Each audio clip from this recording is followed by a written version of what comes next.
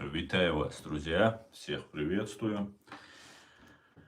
Сегодня 30 июля 2025 года, 17 часов 4 минуты по Берлину, 18 часов 4 минуты по городу Джохару. Друзья, я вас всех приветствую. Витаю вас, друзья! Всех приветствую.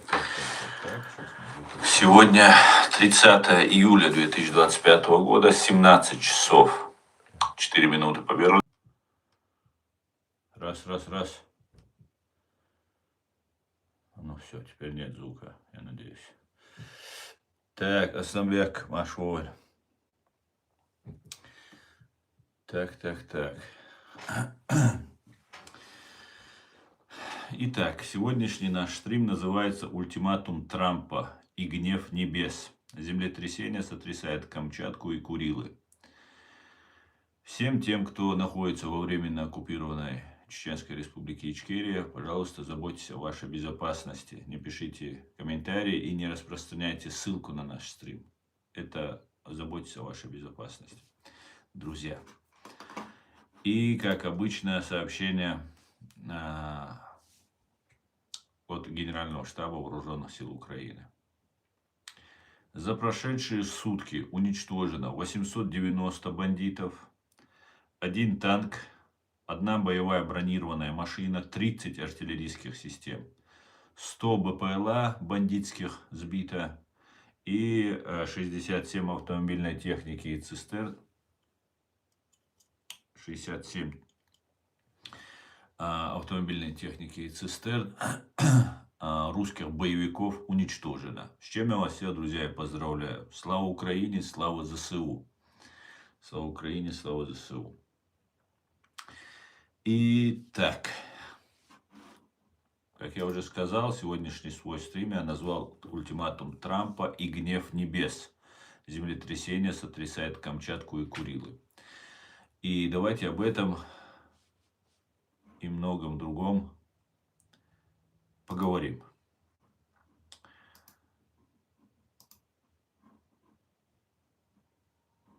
Так, ситуация следующая, которая происходит сейчас на Камчатке. Сейсмособытие сегодня, которое произошло на Камчатке, то есть 30 июля 2025 года в 11 часов 24 минуты по местному времени. Землетрясение магнитудой 8,8 баллов. Такого не было с 1952 года. Зафиксировано в точности в 126 километрах к югу-востоку от Петропавловска-Камчатского на глубине около 20-21 километра. По некоторым данным первоначально оценивалось как 8,7, затем уточнено до 8,8. Цунами и его последствия. Цунами высотой 3-4 метра наблюдалось в российском порту Северо-Курильск, острова Курильской гряды. Волны частично затопили прибрежную территорию, затоплен рыбообрабатывающий завод, плавучие лодки сорвало с причалов, вода дошла до мемориала Второй мировой войны. Это где-то 400 метров от берега. В Японии на Хоккайдо зафиксированы волны 1,3, чуть выше метра. Было эвакуировано свыше 900 тысяч человек. Представьте себе, 1,3 метра у них эвакуация. Япония еще она остров, как мы знаем, и очень много населения, перенаселенный остров. Поэтому 900 тысяч, наверное, это, конечно, много, почти 1 миллион человек эвакуировали. Но это тоже очень показательно, как работают японские спасательные или социальные службы.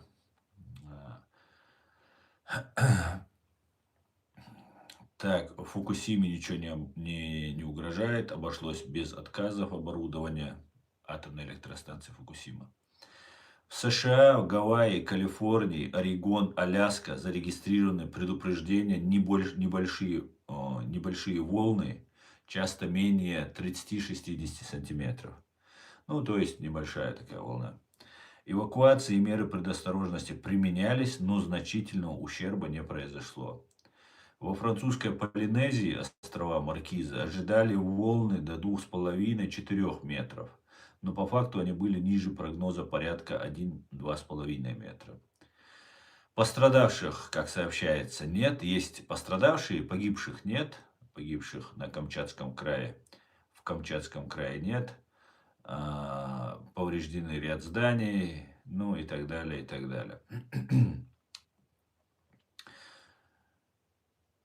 В России отсутствуют погибшие, пострадавшие только легкого характера, благодаря тому, что землетрясение было не очень сильно, нет высоких зданий и так далее, и так далее. Ну, вот такая вот ситуация, друзья. Тут смотрю. И это все на фоне того, что Трамп, который реально был спасен Богом, который очень много сделал для того, чтобы, я не знаю, расположить Путина, расположить Россию к тому, чтобы закончить войну. Но его не послушались. И теперь, я уверен, это гнев Божий. Хотя есть конспирологические версии, что у русских, ну и американцев, соответственно, есть специальное какое-то оружие, которое можно делать там землетрясения, создавать. Доказанных фактов этому я не видел, но есть такое. Но мне кажется, что это, в принципе, это очень сложно, наверное, очень сложно. Поэтому я думаю, что Господь Бог разгневался. Еще известно то, что в Сибири есть специальные места, где есть большая вероятность, что лава, вулканическая лава, как-то она называется, плюмба, что ли, она может вырваться и уничтожить Сибирь и Дальний Восток. Вот эти территории могут очень сильно пострадать из-за этого. Поэтому, и причем ученые говорят о том, что в ближайшее время, в ближайшие годы, даже может быть месяцы, это может произойти именно в Сибири. И вот все это происходит на фоне того, что сейчас рядом с Японией, рядом с Курилами, с Камчаткой проходят военные учения США и Японии, и, вероятно, Канады. Самые масштабные учения. И, конечно, они тоже попали, наверное, в эпицентр вот этого землетрясения. Поэтому будем наблюдать, будем смотреть. Я полагаю, что осталось сейчас еще дней 10. Сегодня Трамп сказал, что ровно 10 дней. И после этих 10 дней, наверное, произойдут мощнейшие события. Это все происходит на фоне того, что хакеры атаковали Аэрофлот, их сервера, и они положили их на лопатку, они похитили всю информацию с этих серверов. И вот такая вот ситуация. И я думаю, это только пробный шар. И весь гнев Божий обрушится на фашистскую Россию. За все слезы, за все смерти, за все убийства, за всю ложь, за все террористические акты, за все коварство, цинизм, жестокость, садизм, маньячество фашистской России и террористической банды ФСБ и ее вооруженных сил. За все придется ответить. За все. Конечно же, и на том свете в любом случае придется ответить. Но хотелось бы и на этом свете это все увидеть. И, скорее всего, мы станем в ближайшие, возможно, дни и месяцы свидетелями этому. Хотя мы и так видим. Вот сообщение, я вам от Генерального штаба рассказал, что 890 бандитов, оккупантов уничтожено и ранено. И так происходит каждый день. Разве это не Божья кара? Разве это не наказание? Конечно же, хотелось бы, чтобы наказание было именно тех обращено или настигло именно тех, кто непосредственно принимает решения. А это Лубянка и Кремль. Очень на это рассчитываю. Надеюсь, земля разверзнется в Москве на Лубянской площади.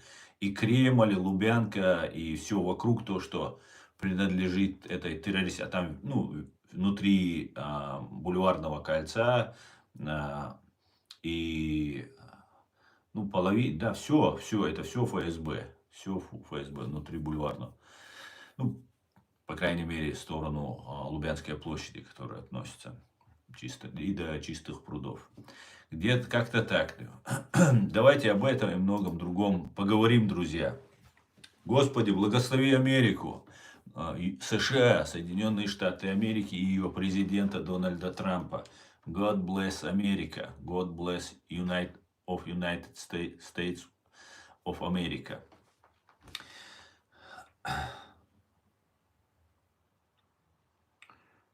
Так. Друзья, задавайте вопросы, пишите комментарии. Давайте будем обсуждать сегодняшние темы. На Камчатке началось... Еще одна новость. Началось извержение вулкана. Ключевая сопка, самый высокий действующий вулкан Евразии, начал извергаться после крупнейшего за последние 70 лет землетрясения. Об этом сообщил Камчатский филиал геофизической службы Российской академии наук. Ученые фиксируют сход раскаленной лавы по западному склону. Вулкан находится в 30 километрах от поселка Ключи Усть-Камчатского района, в котором проживает около 4,5 тысяч человек. В ночь на 30 июля на Камчатке началось землетрясение. Геологическая служба США оценили его силу 8,8 баллов. Но об этом я вам уже рассказал. Так что вот такие вот, друзья. И вы мне потом будете рассказывать, что Трамп не Богом избранный человек.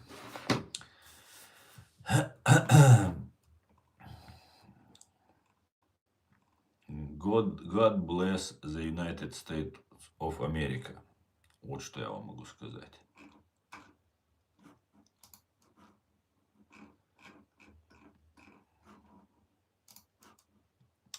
Just a moment.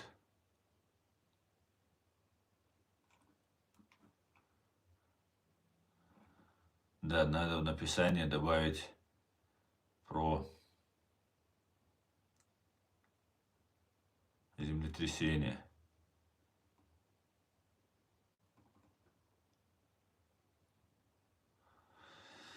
В РФ заблокирован сервис по проверке скорости интернета Speedtest. Роскомпозор, в народе называемый, а так у него свое название Роскомнадзор, объяснил блокировку выявленными угрозами безопасности работы. Ну и так далее. Короче, гасят по всем фронтам.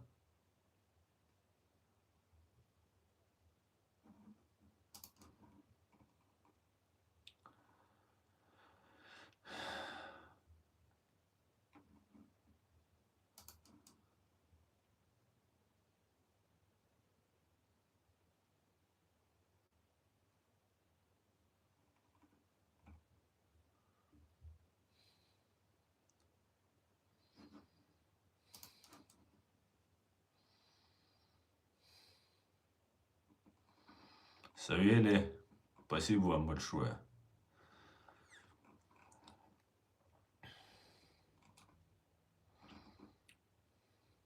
Так, давайте, что у нас тут по комментариям сперва. Не забывая вас. Магомед Расулов Саид, говорит, флаг Ичкерии и спонсора. Магомед Расулов, может, ты вылезешь из-под холопов и станешь мужчиной? Или останешься таким же подхолопником? Так.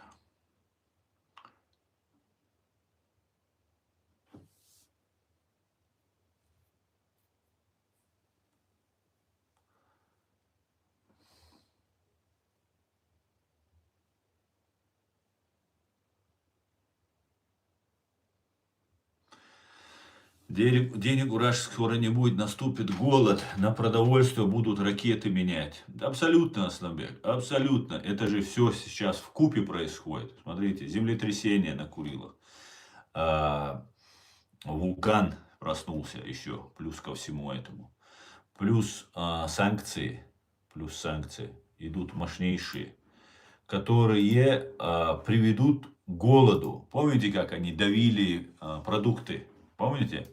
И тогда, я тогда еще говорил, и не только я, люди об этом говорили, что Бог разгневается за это. Не делайте это, отдайте хотя бы эти, я не знаю, детские дома, дома престарелых, которые вам там жрать нечего находится. А нет, нет, надо было давить, там, показывать, там, и типа нам плевать на это все. Ничего, ничего, всему свое время, всему свое время.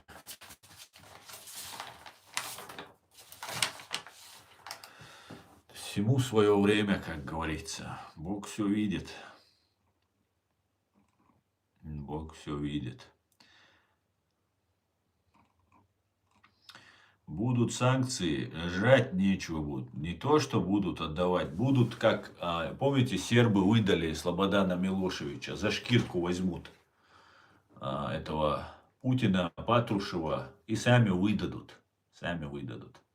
Как только, ну, одного голода недостаточно, потому что когда был блокадный Ленинград, да, всем известный блокадный Ленинград, люди, когда умирали с голоду и поедали друг друга, номенклатура и НКВД очень себя хорошо чувствовала, ела черную икру и все остальное. Поэтому голод КГБшников не коснется, у них и деньги есть, и как бы и возможности. А вот народ коснется голод. И этого недостаточно, чтобы русский народ голодал. Если кто-то рассчитывает, что русский народ с голодухи пойдет на Лубянку, это тоже неправда. Они их боятся как Бога. Понимаете, как Бога. Они свою власть боятся как Бога. У них уже выработан на протяжении веков из крепостного рабства, где они барином своим хвастались, что у барина дом лучший, там еще чего-то там. И вот такими они остались. Это для них Бог, их власть. И поэтому ими вот так манипулирует. К большому сожалению, вот такая вот извращенная психология у россиянцев. Поэтому нужно применять другие методы. Они будут применяться. И все будут применяться. Надо было слушать Путину, Трампа. Надо было. Но, увы, ах. Знаете, мне тут Facebook подсказал одну вещь. Ну, обычно он каждый год, когда одно и то же число, например, 28 июля, позавчера было, и он мне тут в Фейсбуке напомнил одну новость. Президент США Джо Байден предупредил разведку США о предстоящей войне с фашистской Россией. Я думаю, тогда сказал президент США Джо Байден, что более чем вероятно, что мы в итоге ввяжемся в войну, если мы действительно ввяжемся в войну, настоящую горячую войну с крупной державой, и это произойдет вследствие кибервзлома с серьезнейшими последствиями, масштаб которых увеличится в геометрической прогрессии. Вот такая вот ситуация. Так что люди, россияне, вам хочу сказать, что вы делаете? У вас неужели не остался инстинкт самосохранения? Неужели вы не понимаете, куда вас подводят, куда вас подвели уже? А?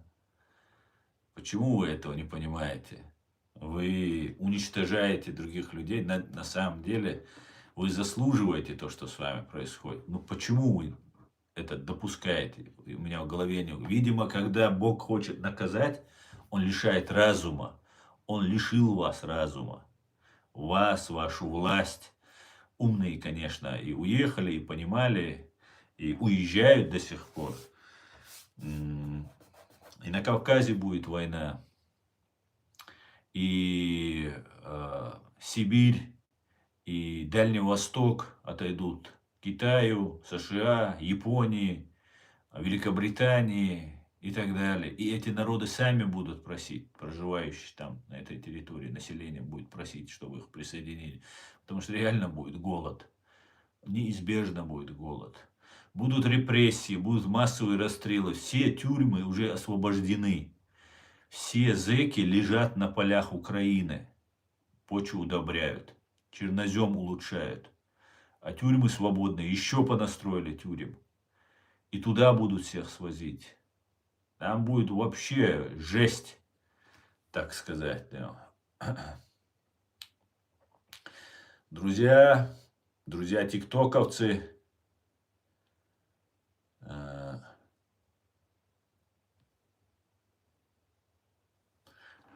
пишите комментарии и ставьте, как Савелий, лайки. Вот такая вот ситуация, друзья. Я вчера ночью где-то больше 2 часов проводил стрим в ТикТоке, в ТикТок. И сегодня собираюсь повторить, посидеть. Поэтому все, кто захочет, у кого бессонница там или ночная работа, заходите в ТикТок на канал Аслана Арцуева. У нас идет на YouTube канале, на канале Реалити и на канале в ТикТок Аслан Арцуев. Заходите и принимайте участие. У нас вчера интересные были беседы.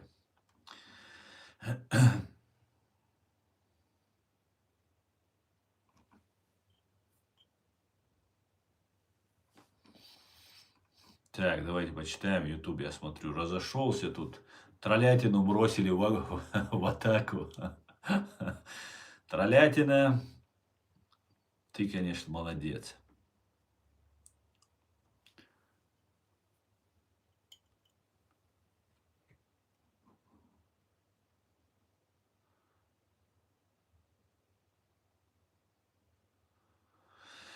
Евросоюз уже не будет покупать вражки, газ и нефть. Да, окончательно, бесповоротно.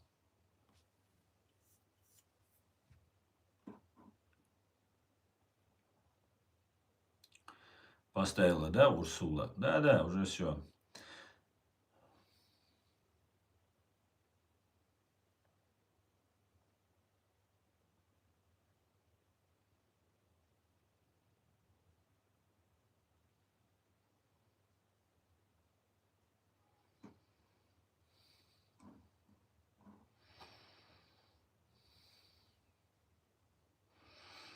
В Венесуэле теперь американские компании диктуют. Ну, теперь хотя бы у них еда будет, у венесуэльцев. У них тоже бардак был страшный. Куда приходит Америка, там процветание, благоденствие, сила и Божья милость. Понимаете? Поэтому, конечно,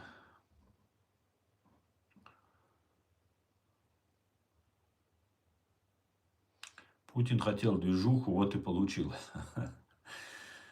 Вы поддерживаете нелегальную миграцию сирийцев и арабов в страны ЕС с другой культурой?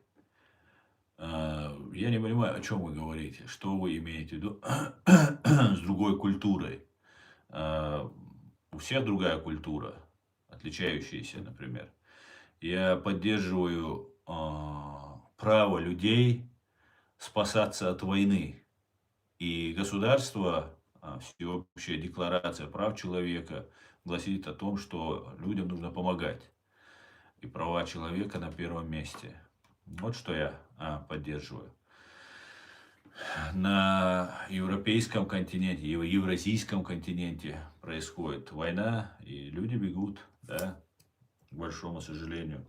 Ну, конечно же, нужно более внимательно смотреть, особенно если они бегут из фашистской России. Путин хоронит русский народ, и русский народ ему аплодирует. Да, к сожалению, да.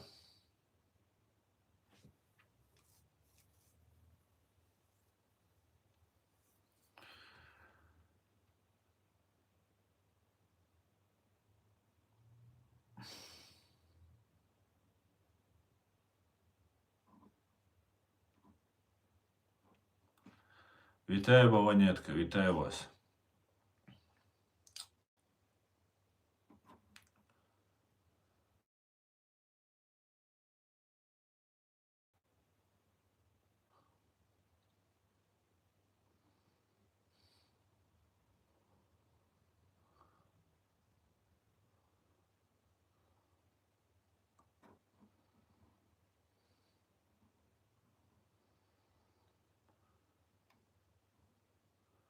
Алейкум Муэддин.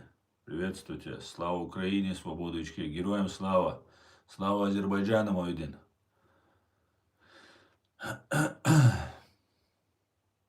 Нацики не люди, говорит Инна Викторовна, к ним другие законы.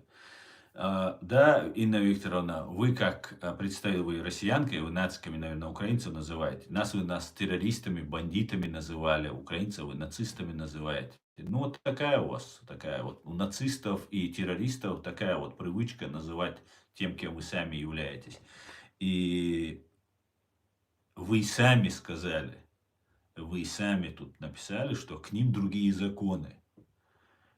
К сожалению, к вам равные законы, как ко всем. К сожалению. Вот особенно вот таким людям, как вы, Инна Викторовна. Вот нужно же. Ну, троллятина, понятно, что я не думаю, что вы человек.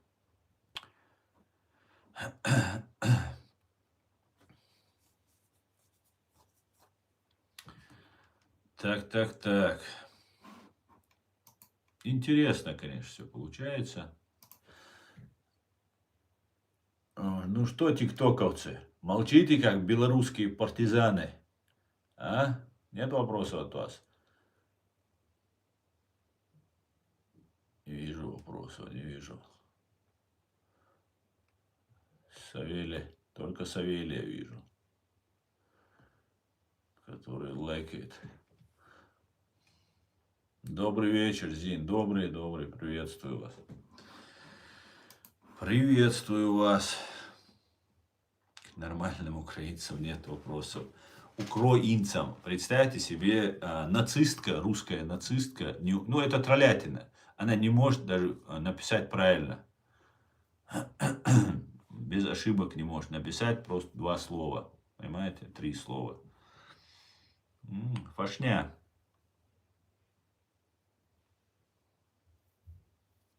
Здравия, спасибо, Данди, вам тоже взаимно.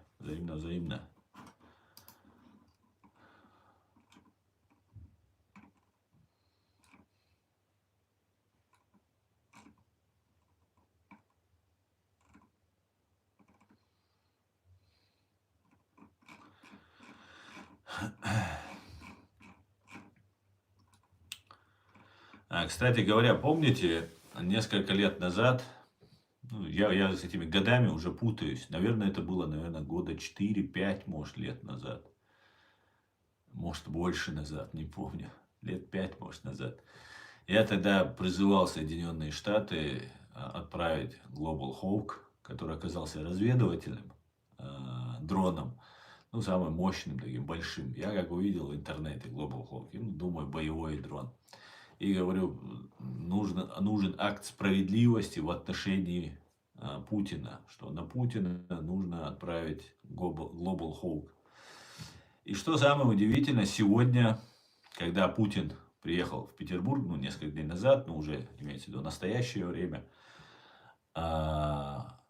и Рамзан Кадыров, и Путин, его охрана, и Кадырова, и Путина, все ходят с антидроновыми пушками и так далее. Ну, вы говорите, что меня не слушают в Вашингтоне, в Белом доме. Слушают. Понимаете? И самое интересное, что более того, не только там меня слушают, еще русские слушают и сразу реагируют. Больше всего обиделся Дмитрий Анатольевич. Дмитрий Анатольевич – это такой чувачок, который поступил со мной очень подло и вероломно. Очень подло и вероломно. Он у меня вел семинары по гражданскому праву. Это был 95-6, 96, 97, с 96 по 97 и с 97 по 98. С 96 по 98 год у меня вел гражданское право. и семинары он вел, точнее, у нашей группы. И у меня было 2 пропущенных хвоста, ну, 2 пропущенных семинара. И ему нужно было их отрабатывать каждый раз после урока. Ты оставался, и там у него все было зафиксировано, такой весь такой правильный был.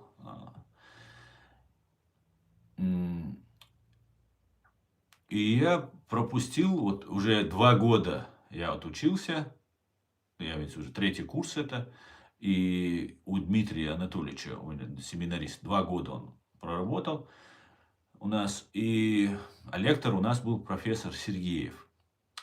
И я подхожу, а он такой строгий был, Дмитрий Анатольевич, студентов вообще не щадил, короче.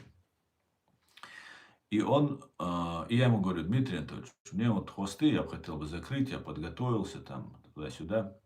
И темы, которые были в этот день, нужно было их потом ему рассказать. И он говорит: о, Аслан, ты посмотрел?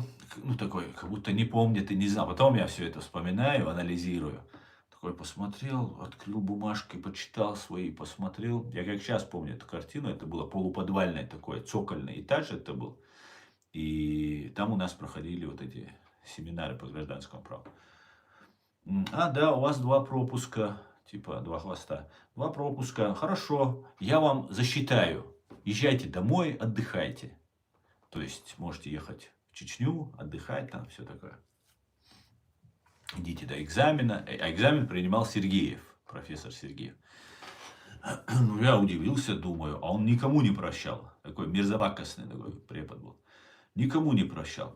Прихожу на экзамен к Сергееву.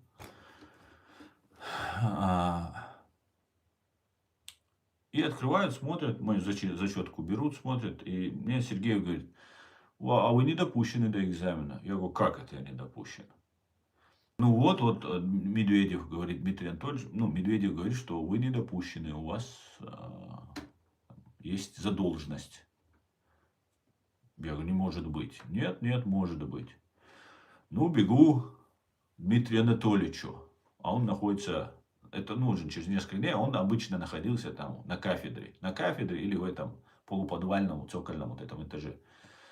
Бегу туда, вижу, он выходит, я кричу, у меня там такое П-образное здание, такое П-образное, и здесь вот это стеклянные такие, и ты как бы по лестнице спускаешься, ты видишь по той стороне. Вижу, как он спускается, кричу, бегу, не слышно меня, он садится в машину и уезжает. Но он видел меня. Больше Дмитрия Анатольевича Медведева в Санкт-Петербургском государственном университете на юридическом факультете на 22-й линии Васильевского острова больше никто не видел до тех пор, пока меня не отчислили. Точнее, пока не был приказ об отчислении, не появился. И потом я был отчислен. И больше я его и не увидел больше. Все, пропал.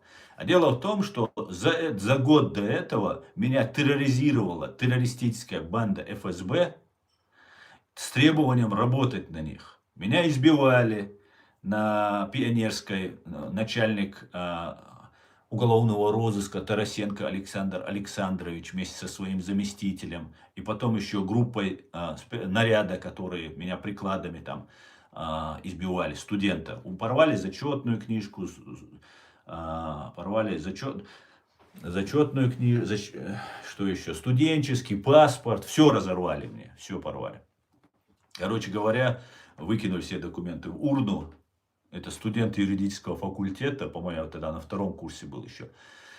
И мои взгляды были известны в этом университете. Меня таким образом запугивали. И ФСБ склоняло, угрожало мне. Но я не подписывал. Я сказал: не буду я с вами сотрудничать. Просто не имею желания.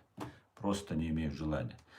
И вот таким вот образом Дмитрий Анатольевич Медведев оказался стукачом ФСБ. И этот человек вот такую вот пакость сделал. Но я вам эту историю рассказал, чтобы вы знали, что за личность этот человек. Что я знаю лично, что это агент ФСБ. Агент, стукач, провокатор ФСБ. И вот он недавно выложил у себя, что все стремятся, пост у себя на своей странице X, по-моему, выложил пост. Кстати, я не понимаю, почему вот этим русским террористам позволяют Иксом пользоваться. Если Илон Маск, он не прорусский, или, может быть, он прорусский, почему позволяет им пользоваться, не понимаю. В Фейсбуке они орудуют, в YouTube вроде бы все мы их закрываем, в Ютубе они орудуют, в YouTube, везде все это уже в доступе есть. Когда будет это все запрещаться и наказываться?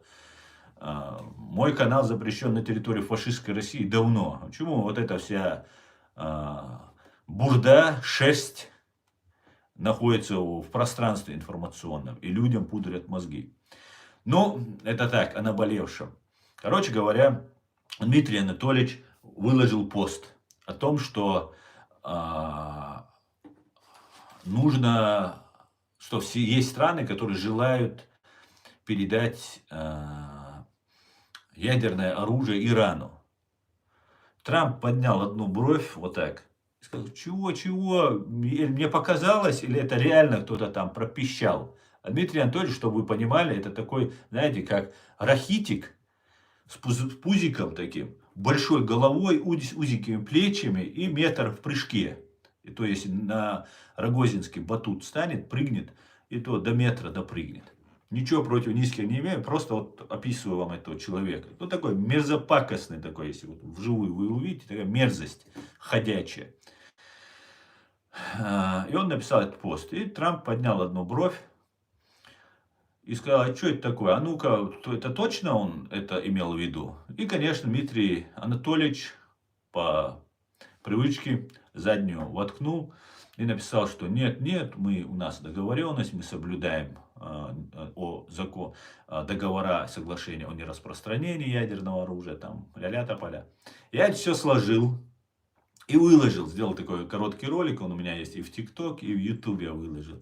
И, видимо, очень сильно задело Дмитрия Анатольевича, очень обиделся Дмитрий Анатольевич. И давай из штанов выпрыгивать на Рогозинском батуте. И давай. И сейчас он такую сейчас тут гнет палку. Да я, держите меня 7. Медведев, ты окажешься на столе, говорю, на скамье подсудимых. Понимаешь? Ты мерзавец, ты подонок, ты стукач, ты провокатор. Понимаешь? Ты подлец. Понимаешь? И ты будешь наказан, и ты большущий преступник. За все ты ответишь. Сука ГБшная. За все. Дал мула. Вот такая вот интересная картина получается. И Димон Покемон. Вот я. Когда-нибудь я тебя увижу на скамье подсудимых, дай бог. Либо в этой жизни, либо на том свете. Обязательно на твоем суде буду присутствовать. Такс.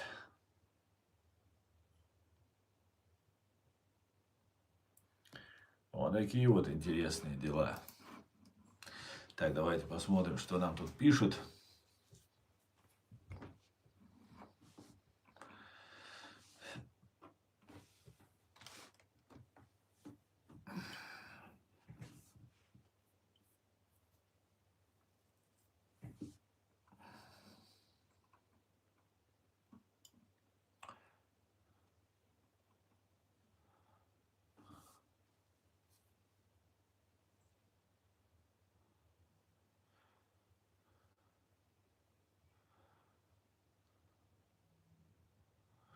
В Ираке сейчас цивилизация или озвучиваются только выгодные комменты, говорит Пабло Эскобар, короче. Конечно, в Ираке сейчас цивилизация, своя цивилизация, там нету диктатора, который травит людей газом, который сделал из себя культ, божественный культ, который пишет своей кровью Коран, изображает, сумасшедший Саддам Хусейн, который заслуженно получил то, что он получил. Спасибо, Рахат. Вот такая вот ситуация. Конечно, я озвучиваю невыгодные, любые комментарии озвучиваю. Пожалуйста, пишите, задавайте. Не оскорбляйте, не материтесь, и все. Пожалуйста. Озвучил ведь? Конечно, цивилизация есть. Туда пришла Америка, и она освободила бедный иракский народ от тирана Саддама Хусейна. Да, там не все просто. Сам народ должен, не американцы же должны за них там все делать. Сам народ теперь должен там все восстановить и жить нормально. А то, что тиран, который травил людей газом, убивал людей, гнобил людей в тюрьмах, он повешен своим же арабским народом. Это все предоставили иракским народам. Все это предоставили им американцы, эту возможность. God bless the United States of America.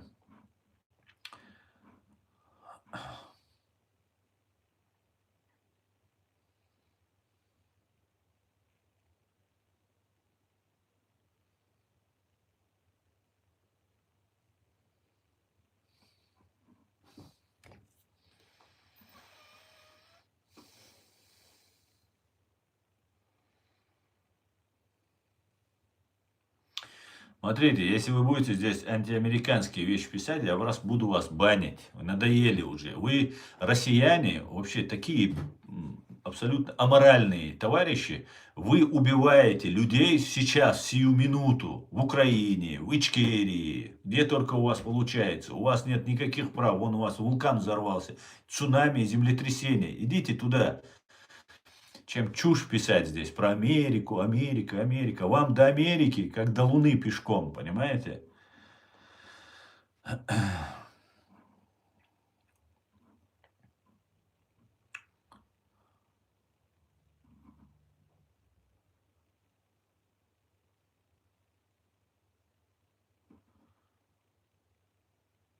Ну, русский холоп Пабло Эскобар говорит, что мне нужно, Путин твоей земле подарил все блага цивилизации. Молись на него. Русский холоп Пабло Эскобар с ником Пабло Эскобар, он, конечно же, он по-другому мыслить не может. Он понимает, что нужно молиться на своего царька и так далее. И этот холоп считает, что и чеченцы должны молиться на того, кто уничтожил четверть его населения и оккупировал его страну. Это чистая логика русского холопа, который мне сюда зашел и пишет. Понимаете, блага он подарил. Все блага цивилизации. У русских самих нет никаких благ цивилизации. Все закупается на Западе. То, что закупается, если есть бабки. И ничего собственности у них нет. Понимаете? Ничего. У русских как были при крепостном рабстве, так и остаются. Кроме вот руководства, которое может себе позволить закупить цивилизацию, технологии на Западе. Причем вот этот русский холоп мне пишет, наверное, с американского или с японского телефона, понимаете, смартфона. Понимаете? Он мне про блага цивилизации говорит. Ну вот они. Смотрите. Приветствую. Пробуждение совести. С ником Пробуждение совести. Так, дальше.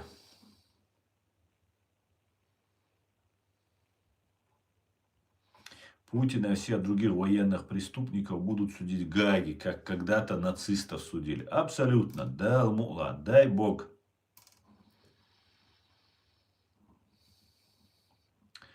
Они на голову одевают металлические корсеты, чтобы голову не оторвало дроном.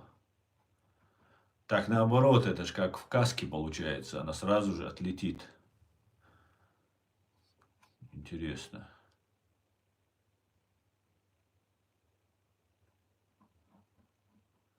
Так.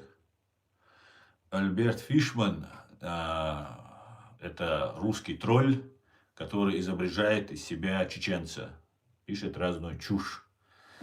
Ну, вот такие вот они, русские тролли. Они у меня здесь прописаны. Вообще-то, вы должны на меня молиться. Во-первых, я царь России, а во-вторых, я вам даю возможность писать комментарии и зарабатывать себе вот на этой троллятине, чтобы вам по 15 рублей за комментарий платили.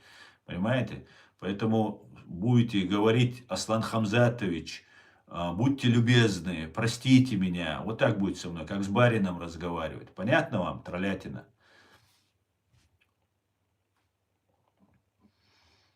Зато у русских язык хорошо работает.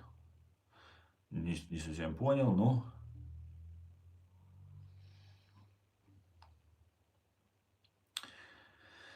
Так, расскажите про Ирак. Нет, я вам расскажу про Украину. про вашу любимую Украину, которую вы не хотели, чтобы я обсуждал. Вы будете про Ирак, про все что угодно. Смотрите, россияне, сейчас проходят самые масштабные учения в Тихом океане, рядом с Курилами, рядом с Японией, американцев и японцев, вместе, вероятно, с канадцами. Скорее всего, речь идет по отработке захвата Курил, Камчатки и, скорее всего, еще большей вероятностью, Арктики, на которую фашистская русня претендует. И в это время Божья кара, да, сильным улыбается удача. Бог на стороне сильных. Сильные, имеется в виду не просто физически сильные, да, там, вооружением сильные, а духовно сильные, духовно чистые. Они, Бог на стороне американцев, на стороне нас, Запада. Понимаете? И они сейчас, сегодня, Бог разгневался на фашистскую русню и провел там мощное землетрясение. Из-за этого землетрясения проснулся мощнейший вулкан, который спал там много лет. Землетрясение 8,8 баллов, которого не было 73 года. Такого землетрясения не было. Понимаете? С 52 года. 73 года не было такого землетрясения. И это только начало. Это только начало. Я уверен, Бог будет еще больше посылать на Россию. И голод, и холод, и наводнение. И, конечно же, наши любимые дроны, которые, и ракеты, которые летят. Томагавки будут лететь. Все будет лететь. Понимаете? Все. Поэтому давайте поговорим не об Ираке, а поговорим о фашистской русне, которая загнивается. Давайте поговорим о великой Украине, которая, истекая кровью, стала во весь рот и бьет вот эту фашистскую, бандитскую чуму, которая пришла на землю. Давайте об этом поговорим. Что же мы будем? Про Ирак, да про Ирак. Да? В Ираке все спокойно, в Багдаде все нормально и спокойно. Не волновайся, да.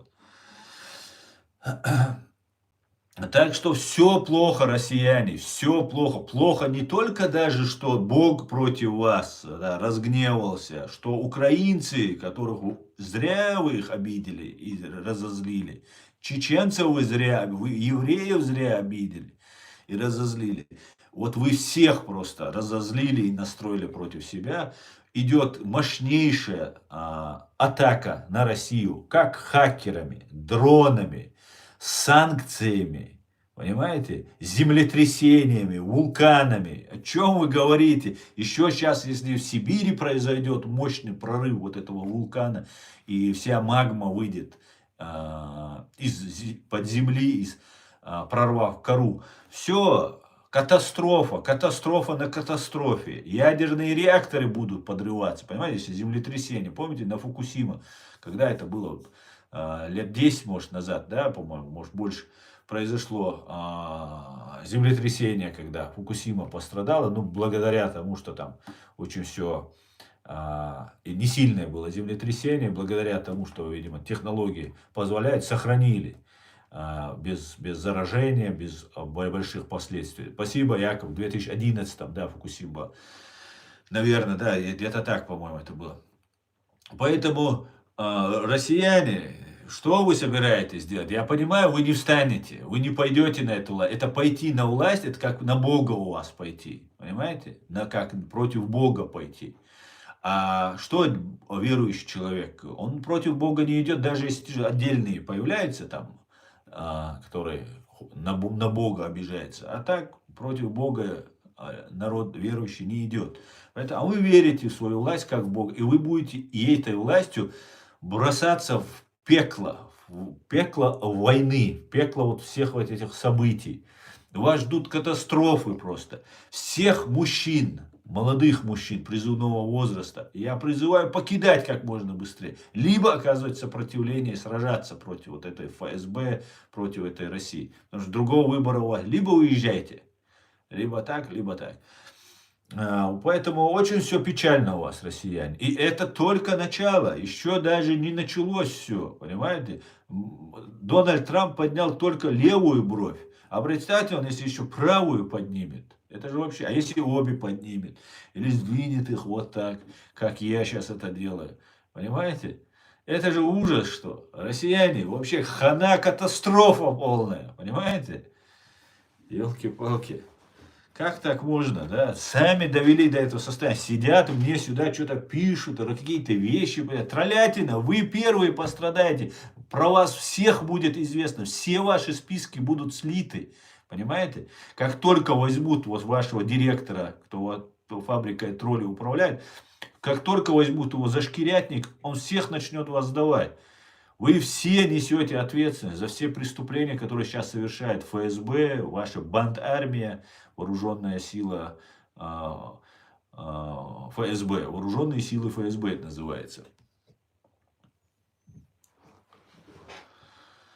Не, пусть остаются там так, как они тогда из других стран продолжают гадить. Ну, Алекс, вот здесь, конечно, с вами очень трудно поспорить. Совершенно верно. Они сюда выезжают, бегут от этого фашистского режима и сюда прибегают и рассказывают, нет, мы тут, там, Украина, там, нацисты бомбили Бомбас, там, еще вот эту всю чушь несут. Совершенно верно. Большому сожалению, просто жалко. Жалко людей, которые пострадают. Вот и все. Ну, а чеченцев, конечно же, я призываю однозначно. Всю молодежь, выезжайте, на время выезжайте. Да, это год, два, три может затянуться. Я не знаю, я не пророк, не предсказатель. Может, 10 лет это затянется.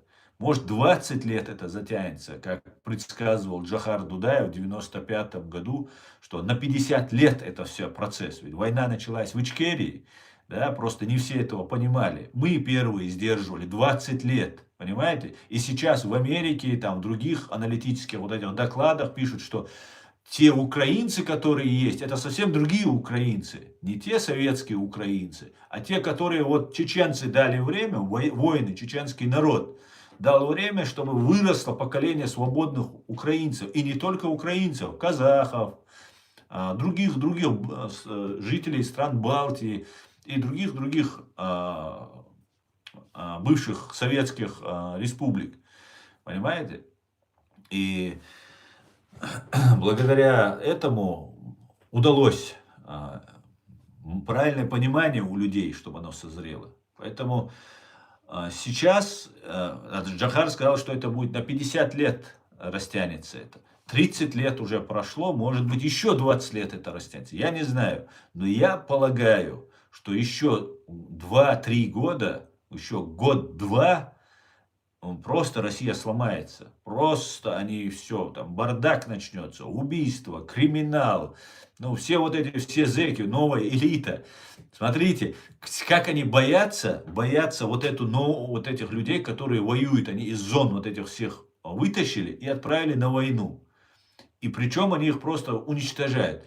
И сейчас то Путин скажет, то сегодня, вчера Володин сказал, что да, это такая вот ситуация, это наши новая элита, часть новой элиты, они-то, старая элита, она тоже должна, это часть элиты, это новая элита, они там сражаются за родину, там правильно такие термины очень интересные, которые применяет Володин, он говорит, защищают страну, государство и ее граждан, понимаете?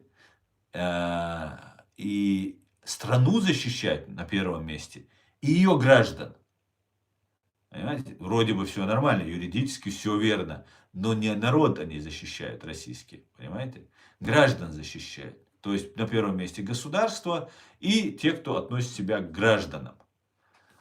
Да? Ни русских, ни россиян, там, ни наш многонациональный народ там, туда-сюда. Нет, они, конечно, они за свое неохолопство борются. И теперь им Володин решил дать статус, не всем, конечно, это всего лишь слова, ну, какой-то части, 2-3 каких-нибудь там отморозка поднимут свою власть, ну, тоже будут исполнять роль опричнины. Вот такая вот будет ситуация разворачиваться. И сейчас они боятся, они называют ее элитой, они боятся, что они сейчас вернутся, а они вернутся. И эти люди придут и спросят, а за что мы вот это все творили? Каждый день мы на эти мясные штурмы, чем мы занимались? И так далее. И чтобы они не спросили, они начинают уже их замасливать, задабривать. И говорят, о да, да, конечно, вы у нас новые дворяне и так далее, и так далее. Поэтому вот такая вот ситуация. Россияне, я вас поздравляю, у вас все плохо. И не просто сейчас, на данный момент плохо. На перспективу, на поколение все плохо. Понимаете?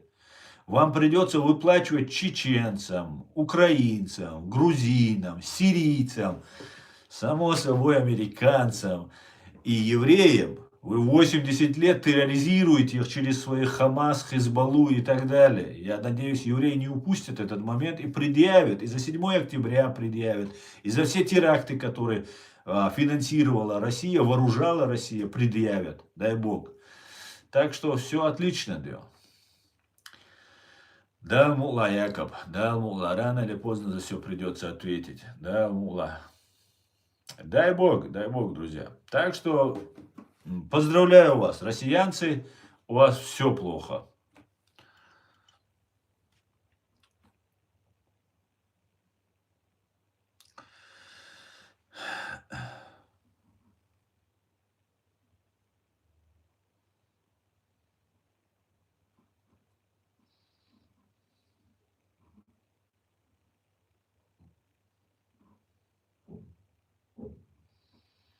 Почему вы так с Америкой себя сравниваете? Вот читаю ваши вот эти комментарии.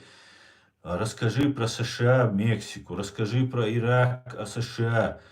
Ну вы кто вообще такие? Вы что, еще не поняли, что ли? Максимум вы можете на какую-нибудь Эритрию, Эфиопию, Судан. Вот это ваш уровень, понимаете? Ну, Северная Корея, в конце концов. Ну, точно не Соединенные Штаты Америки. Я, конечно, понимаю, амбиции должны быть, там, внутренняя какой-то там гордость за свою страну, все такое. Ну, не до такой степени, вы фантазеры вообще. Вы о чем говорите? Какая США, какая русня? Вы где вообще находитесь? Это смешно просто. Не будьте такими, ну, откровенными наглецами хотя бы. Ну, немножко понаглеть я вам позволяю, но не так же. Елки-палки. Сизел Крейшн, Путин террорист. Абсолютно так, абсолютно. Террорист, садист, убийца, маньяк, шизофреник, педофил, извращенец. И все с ним присутствует.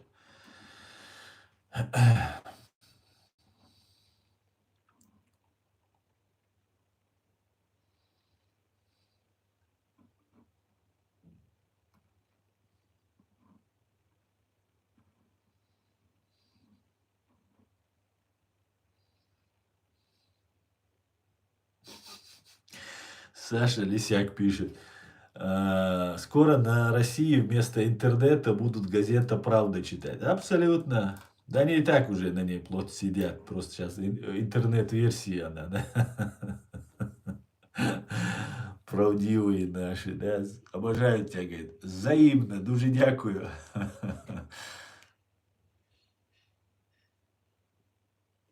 Да, Путин и все путинисты, террористы. Абсолютно так, Алекс. Абсолютно.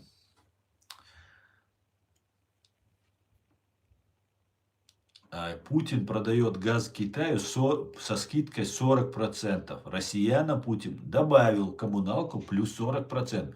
Ну а что ты, Саша, хотел? Ты думаешь, он со своего кармана, что ли, будет все это удерживать?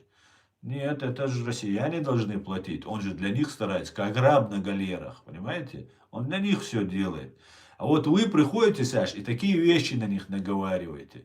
А китайцы это братья наши, понимаешь? Родные причем. Ближе, чем украинцы. Понимаешь? Это наши самые братские братья. Да, Яков, совершенно верно. А кто вам разрешил пользоваться русским языком? Все, завязывайте, теперь услуга платная, говорит Татьяна Алексеева. Татьяна Алексеева, так я ж трофейным пользуюсь. Я его ни у кого не покупал, чтобы за него платить. А вы тут воруете все, включая там все технологии, там контрафактом занимаетесь. А мы у вас захватили этот язык, на законных основаниях владеем, как полагается. Слава Украине, героям слава!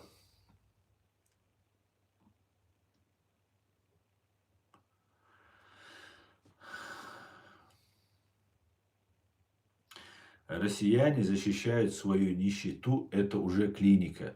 Саша, знаете, что самое интересное? Я абсолютно с вами согласен, во-первых. Сейчас я найду ваш комментарий, потому что... Куда же он делся-то?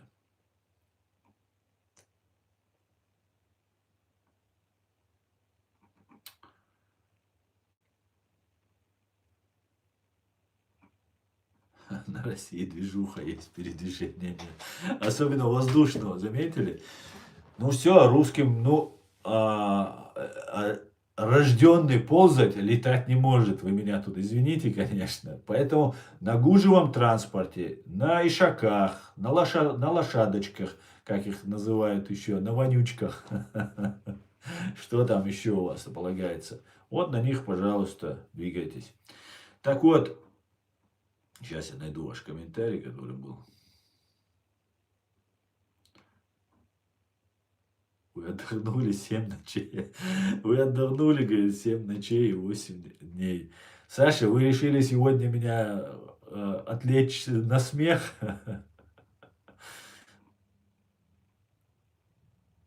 Так, где этот комментарий? Я уже потерял его.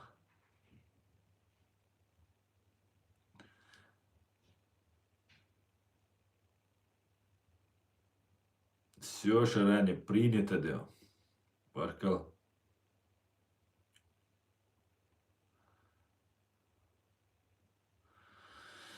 Ой, как далеко все это все перемоталось.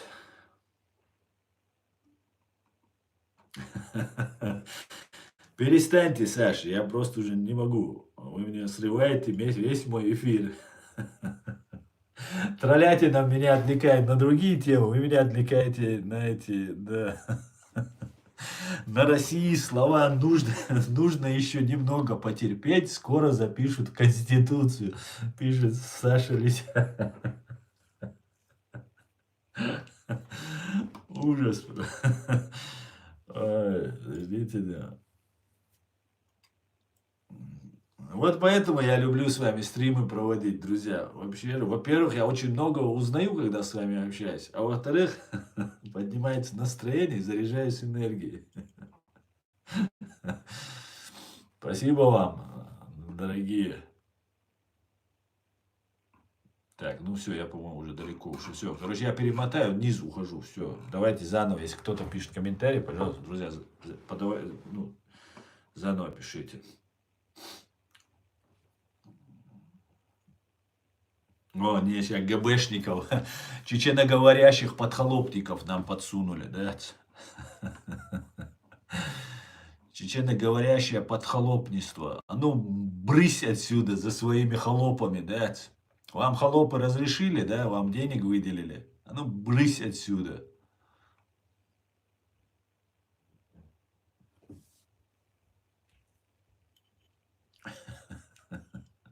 Мне не нужно вообще стрим вести. Мне надо читать ваши комментарии и наслаждаться.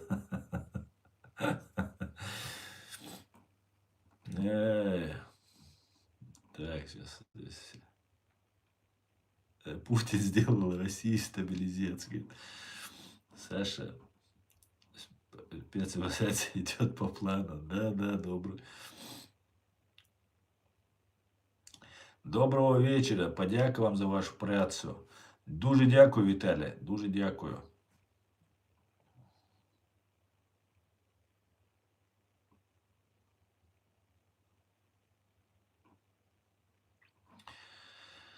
Ой, эти пропагандисты ГБшные здесь, да? Ну, пошел отсюда, вот, да? Подхолопный, да? Давай посмотрим, что здесь пишет. Яков тоже тут начали инициативу перехватывать. Китайцев еще удивят, да? Ona imaju duyucu, да? Он, короче, любитель мой отцон. Вот этих всех. Так, сейчас я отключу. Она меня со вчерашнего стрима преследует. Кстати, напоминаю, у меня сегодня ночью будет стрим. Где-то в 12, может быть. Наверное, я просто не знаю, как получится. Потому что планирую теперь ночные стримы тоже проводить. Потому что я смотрю, вот эта вся ГБшная троллятина собираются, вообще ни о чем сидят, чушь, и людей там отвлекают, забалтывают и так далее. Ну, я решил тоже, раз бороться, то надо сейчас время такое. Бороться нужно, выкладываться на 110%.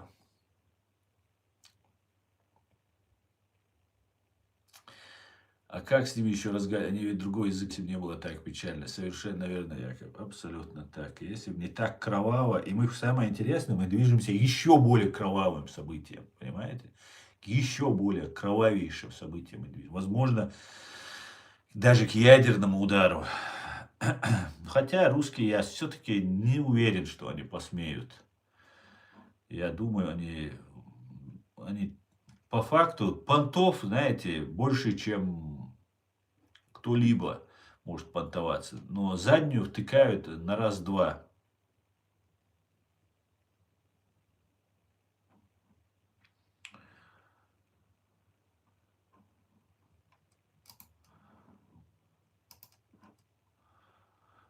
Гарного вам дня послухати, гарну людину. Дякую, Каспер, спасибо вам.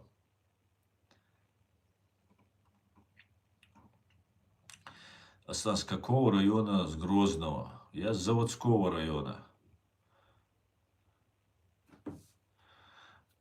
Да, добрый. Сидит этот гусь, пишет здесь про ерунду. Это на самом деле столько лжи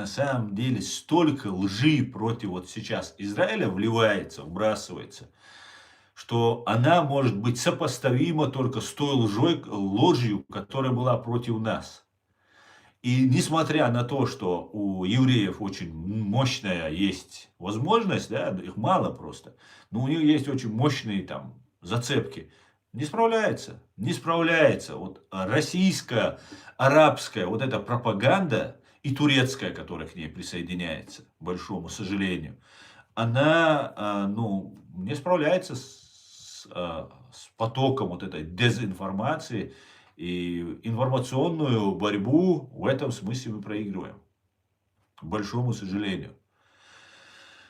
Ведет столько лжи, сидят, вот эта вся троллятина пишет, там что, ужас просто, ужас. Но мы не сдадимся.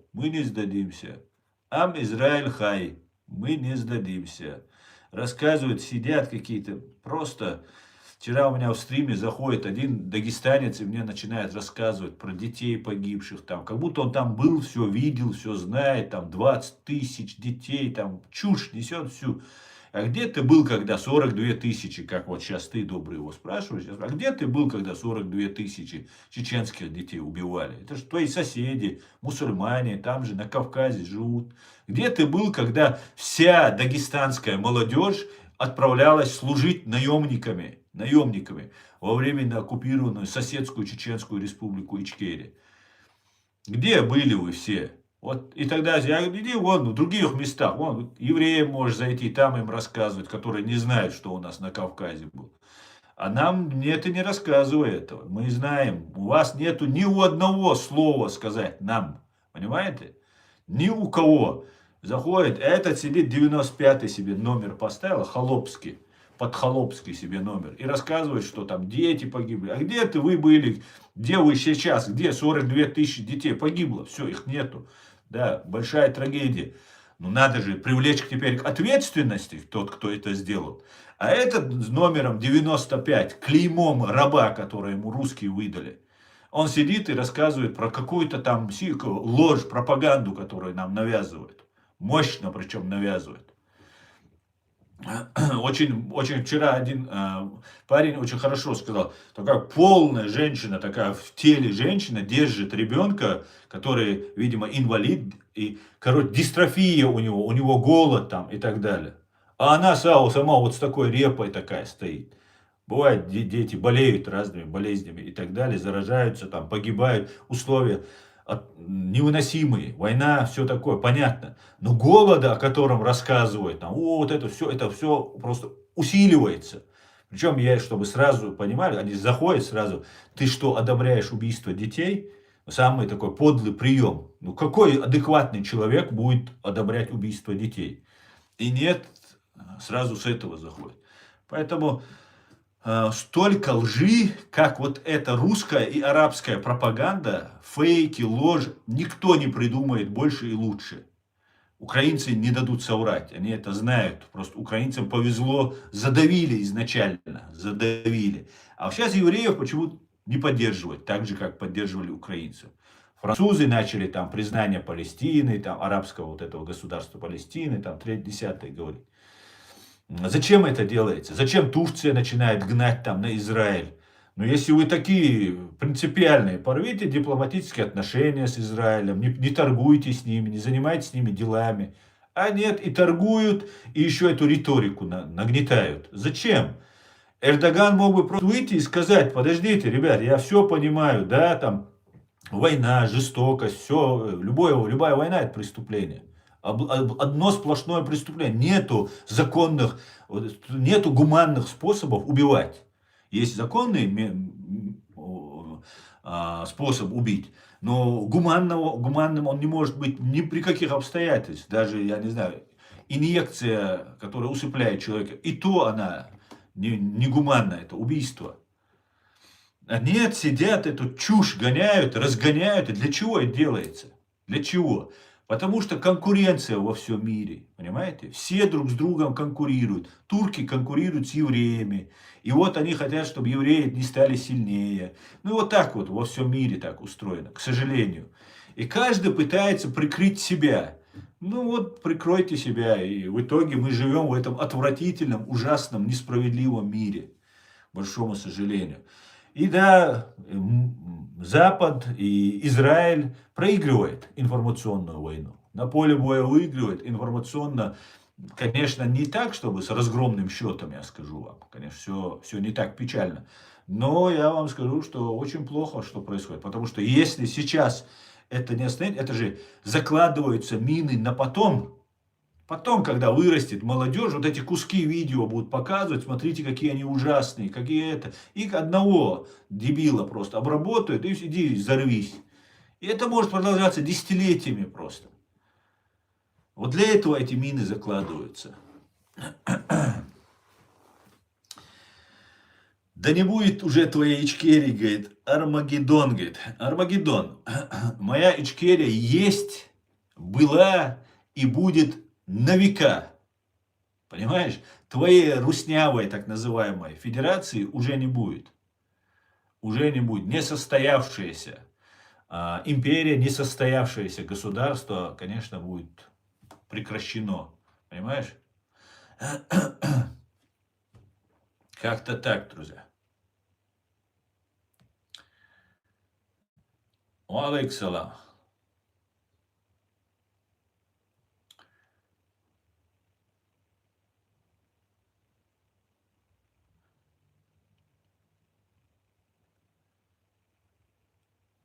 Тут зашел, начал про вот ислам. Это, ну, тоже провокатор зашел.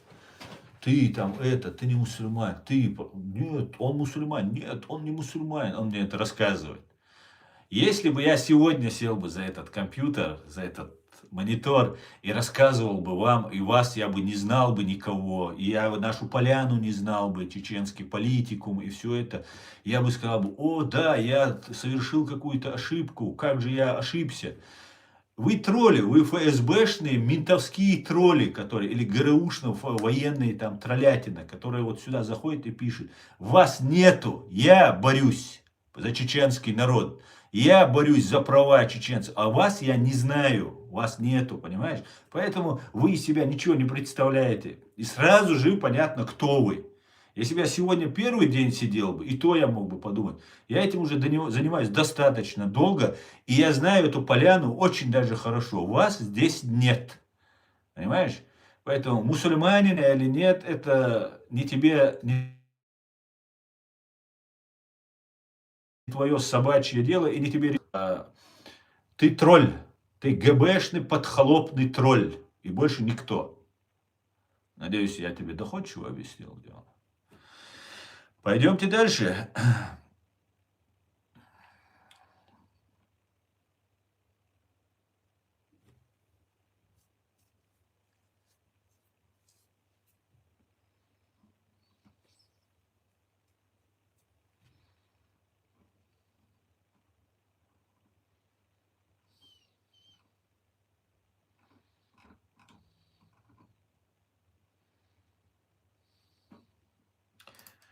Так, сейчас я этого тоже, он слишком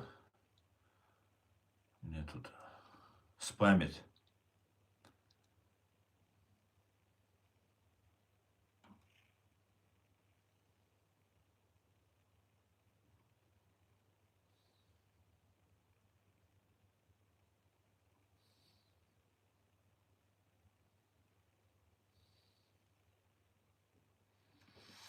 Да, совершенно верно, Саш. Абсолютно так.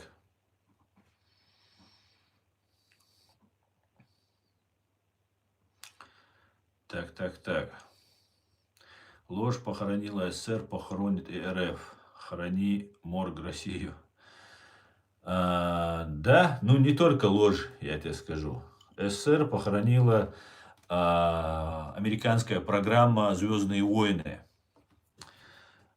И поэтому они перестали существовать. И сейчас они всю мощь США, мира, Запада и волю они почувствуют. Я и Украину, конечно, в первую очередь имею в виду, и Украину. Держись, Израиль, держись, Кавказ. Никаких проблем. Будем держаться, да.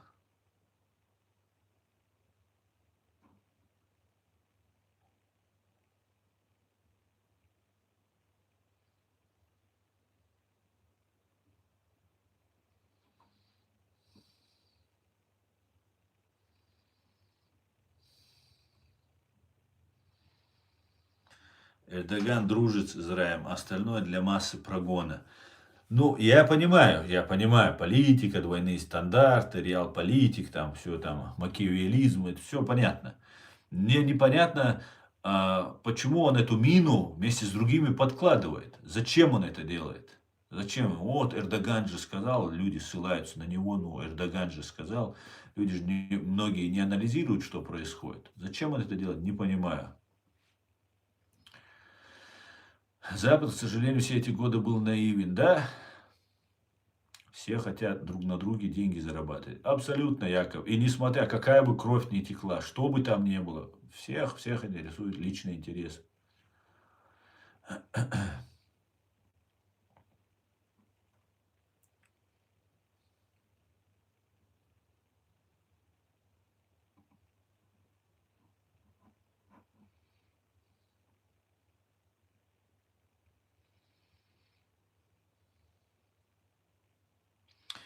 Холопы царя и его семью убили.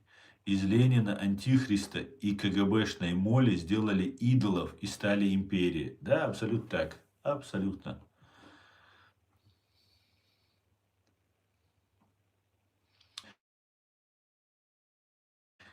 Эрик Сава.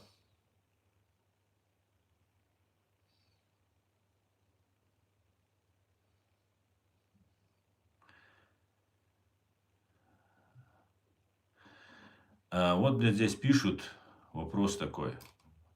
Канал Лига Свободных Наций, поддерживайте. Я хочу сказать, что канал Лига Свободных Наций является провокационным и делает то, что наносит вред чеченскому народу и его государству. Во-первых, они указывают нашу оккупированную Чеченскую республику Ичкерия наряду с другими закабаленными народами, проживающими в Российской Федерации. Мы никогда не входили, запомните, передайте, если ты с этого канала, Иван, передай им, или если ты услышь меня. Мы никогда не входили в Российскую Федерацию, так называемую Федерацию Российскую. Мы вышли на законных основаниях из Советского Союза, понимаете? на законных основаниях. Мы сформировали свою государственность, избрали президента, парламент, приняли конституцию, вывели российские войска с нашей территории. Когда ни Ингрия, ни Татарстан, ни другие этого не сделали. Мы никогда не подписывали, как все другие народы, федеративный договор с Россией о вхождении в состав России. Мы оккупированы фашистской Россией. Против нас совершено 5 военных и политических агрессий. 2 широкомасштабные войны. 5-я широкомасштабная война на сегодняшний день, последняя, подвергла оккупации нашу страну. Лига свободных наций, вы враги чеченского народа, такие же, как русские. Понимаете? Вы делаете то, вы приглашаете туда Ахмеда Закаева, который является российским проводником российской идеи и кремлевским агентом. Я это со всей ответственностью заявляю. Есть документы о том, что он говорит. Вы делаете все, чтобы чеченский народ забыл о тех преступлениях, которые Россия над ним совершила. Понимаете? Вы, вероятно, в Украине есть силы, которые воевали против чеченцев, и они продвигают вот эту повестку. И эта Лига свободных наций, вы делаете все, чтобы чеченцы были теми самыми боевиками, и Ахмед Закаев в этом тоже заинтересован. Потому что Ахмед Закаев один из тех, кто превращал чеченцев в боевиков. Он то нас радикализировал, то исламскими радикалами представлял, то это делал, то демократом становился, потом прыгал туда. Но никакой догмы, никаких принципов у этого человека нет в принципе. Он служит деньгам, России и всему, кто ему заплатит. Это мое личное мнение, я в этом убежден. И вы сейчас, Лига свободных наций, пишете, что... Почему вы украинцев не написали, грузин не написали там? Потому что вы их считаете независимыми государствами, а нас вы по-русски считаете частью фашистской России. Вы пособники. Вы хотите сделать так, чтобы чеченцы, которые потеряли более 250 тысяч своих граждан, не потребовали сатисфакции, восстановления справедливости в отношении России. Потому что Россия тогда на законных правах восстанавливала конституционный строй, а бандитами являются Дудаев и все остальные. Именно этого добивается Ахмед Закаев, которого так часто приглашают. И вроде вы красивые слова, правильные вещи говорите, но нас туда не впутывайте. Когда мы сражались, вся ваша Ингрия, все остальные, которых вы там перечисляете, народы в вооруженных силах России приходили нас убивать. Понимаете? И этот диктор там один у вас есть, который, наверное, тоже туда там или там донатил, или там помогал, или как кто-то там на гитаре играл, еще что-то как поддерживали.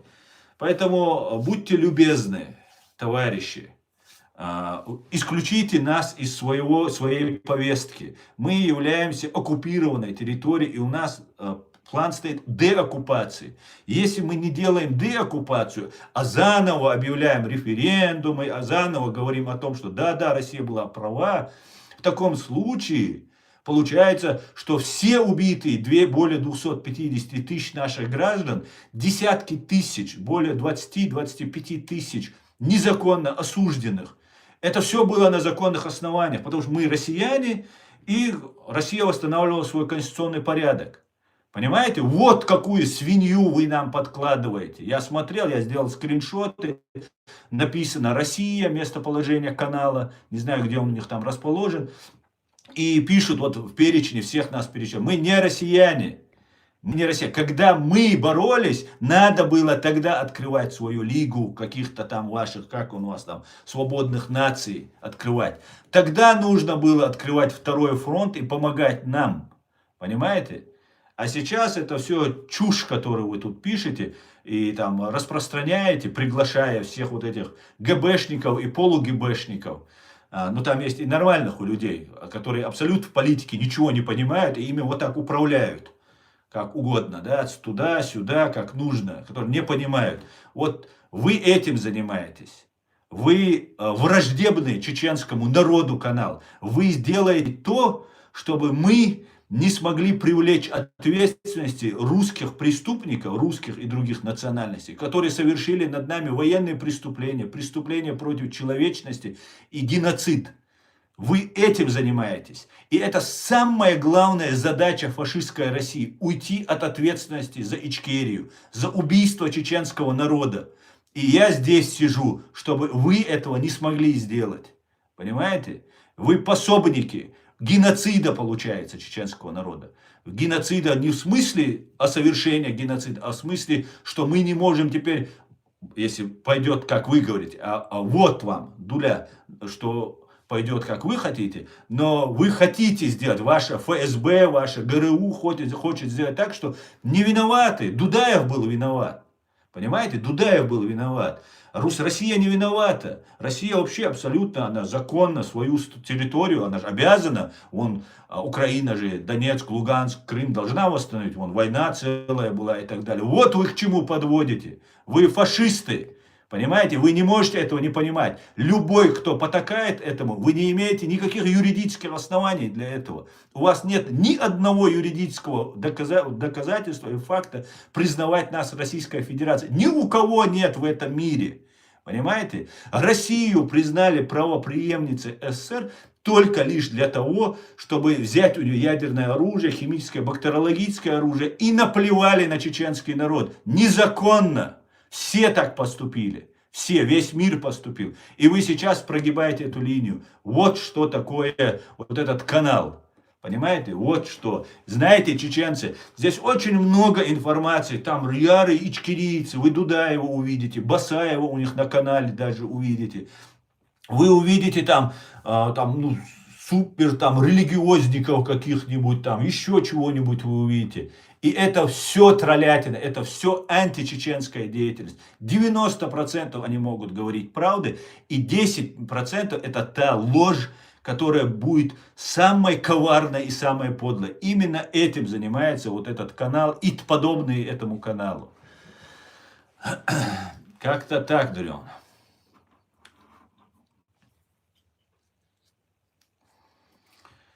Как-то так, Дрон. Хорошо, что я задал этот вопрос. Я как раз недавно смотрел этот канал, и мне нужно было это все сказать. Запомните, чеченцы, запомните, не слушайте никаких вот этих провокаторов, да, провокаторов, античеченских провокаторов. Они хотят наших героев, всех, кто воевал за свободу, назвать бандитами, террористами, как это делала Россия. Во всем мире Интерпол их искал, Интерпол ведь пособник был России. Понимаете? То есть международная полиция, то есть все полицейские в этом мире пособники русского геноцида чеченского народа. И сейчас им всем нужно, и украинским разным провокаторам, и воякам, которые у нас воевали и убивали чеченцев, помогали совершать геноцид чеченского народа. Им это выгодно, СБУ выгодно это, потому что СБУ помогала уничтожать чеченский народ, ФСБ помогала. И здесь за границей тоже помогали. Вот, например, немецкий министр внутренних дел, который недавно скончался, он говорил о том, что, к сожалению, мы были неправы. К сожалению, мы приравняли чеченскую борьбу к исламскому терроризму. Вот к чему подводит этот канал. Все наши воины, все погибшие, все, кто в розыске, все заслуживают компенсации, все заслуживают восстановления, погибшие их родственники заслуживают, раненые, без ног, без рук, огромное количество у нас убитых, раненых, там, искалеченных людей. Все заслуживают компенсации, но только при одном условии, что Россия была не права. Понимаете? Ахмеду Закаеву нужно, чтобы это была Россия права, что чеченцы это часть России. И мы заново боремся за свободу. Вот что нужно Ахмеду Закаеву. Потому что Ахмед Закаев один из тех, кто будет нести ответственность. Он будет нести ответственность. И все будут нести ответственность, кто совершил геноцид над чеченским народом, кто помогал совершать геноцид. А все наши бойцы, все их семьи, они останутся террористами и бандитами. Понимаете? Вот для чего это все делается. Вот для чего это. И на территории либо Украины это, либо, я не знаю, где этот канал находится, это позволяется. позволяется, потому что некому этим заняться. Все, кто говорит об этом, его убивают, его преследуют, все, что против делать. Я по себе это все знаю, как проходит преследование, репрессии, попытка убийства, угрозы и так далее, и так далее. Поэтому запомните, чеченцы, все, кто говорит, что нам надо, а завтра они начнут это говорить, они уже к этому подводят все. Все, кто будут говорить, что нам нужно провести референдум, потому что нужно отделиться от Российской Федерации. Все, кто будут говорить, что Ичкерия была нелегитимная, были какие-то нарушения, еще. Знаете, они хотят сделать так, чтобы Россия не несла ответственности. Степашины, Путины, Патрушевы, вся вот эта банда, которая убивала чеченский народ, принимала решения по убийству, организовывала, заказывала эти убийства. Эти люди должны будут уйти от нашей ответственности. Соответственно, когда будет суд по вот этим преступникам, туда не войдет Чечня, чеченский народ. Понимаете, в чем загвоздка? А если туда войдет Чеченская республика, ведь начинал-то Путин, Патрушев именно с Чеченской республики, понимаете? Если войдет туда Чеченская республика, то в этом случае некоторые украинские военные и СБУшники должны будут оказаться на скамье подсудимых. А у нас есть фамилии, имена и факты, понимаете? И тогда в этом случае нужно сделать так, что да, чеченский вопрос это отдельно, это часть России. Вот как нам хотят это преподнести.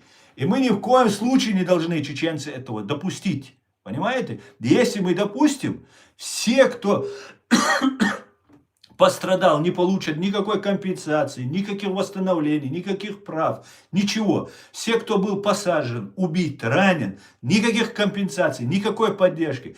Я знаю много людей, сейчас, правда, убираются оттуда, в Интерпол закинуты, по линии Интерпола ищут. Вот эти люди тоже должны получить компенсацию, возмещение, понимаете? Только так и никак иначе должно это произойти. А нам хотят сказать, что мы часть России, что мы вот сейчас референдум должны, потому что референдум не проводили. Мы проводили референдум. Мы проводили в 90-м году референдум. Понимаете, на Всемирном чеченском съезде.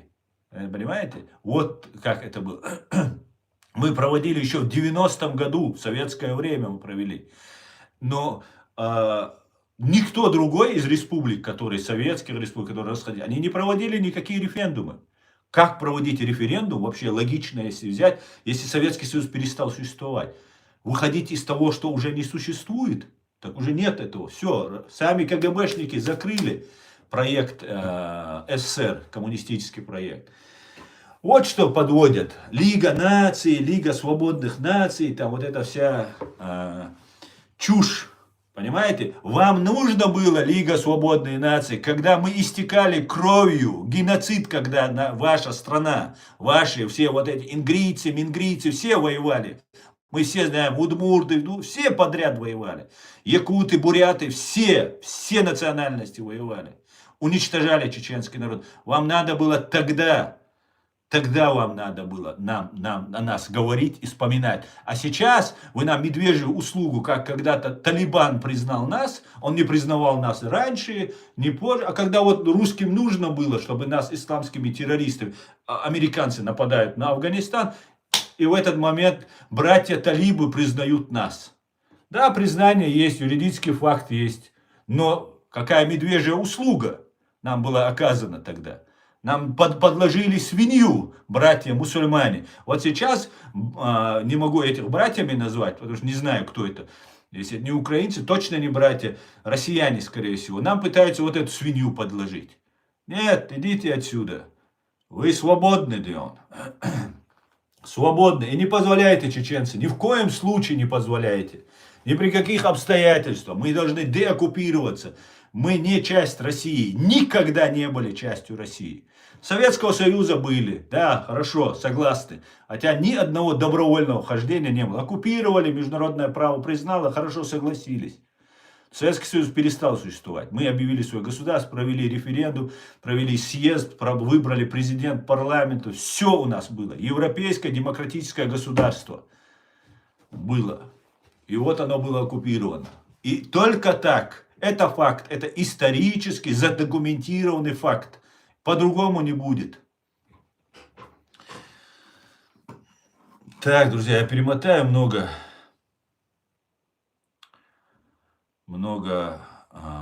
комментариев.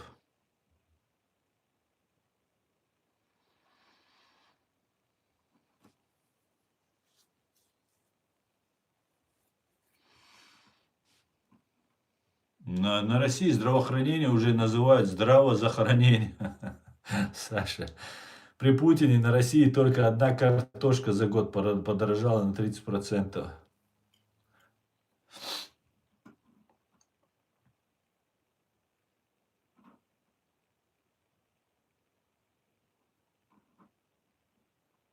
Вольфган Шобле, да, Вольфган Шобле, министр внутренних дел Вольфган Шобле об этом заявил. И честь ему и хвала. Хорошо, хватило ему мужества признать это. Хватило.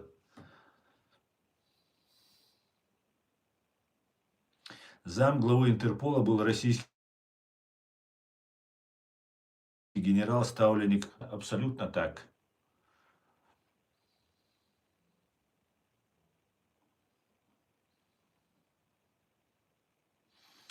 Мухаммад Мадаев. Сагуат соцацавайта. Сагиатсо, газ хшант и адалеча, соцавай не бац боже. Он мне тут пишет, тебе, еврей, домой нет дороги.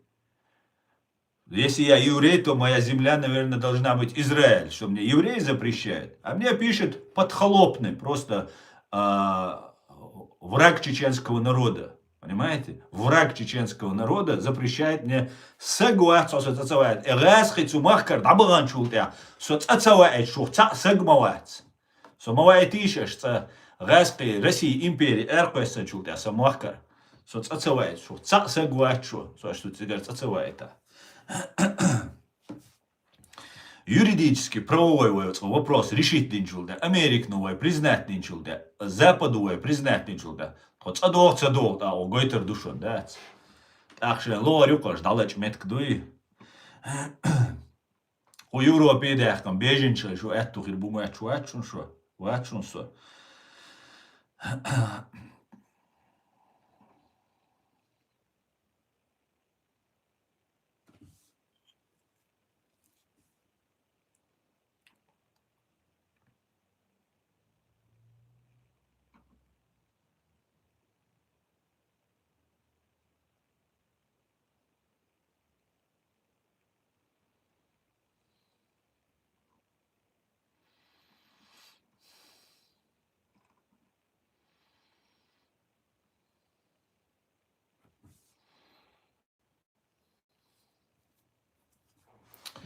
Так, Дион.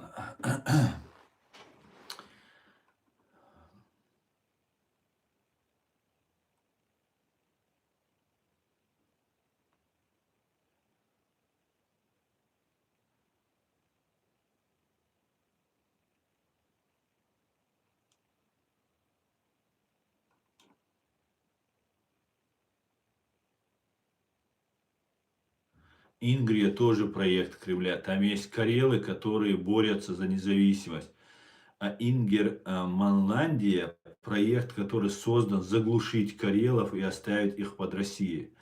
Это много объясняет Фейс. Я просто не вникал в тему, не знал. Очень интересно. Очень-очень интересно. Россия – страна непойманных воров, страна обещаний и вечного будущего счастья. Абсолютно. Сейчас я верну все на места.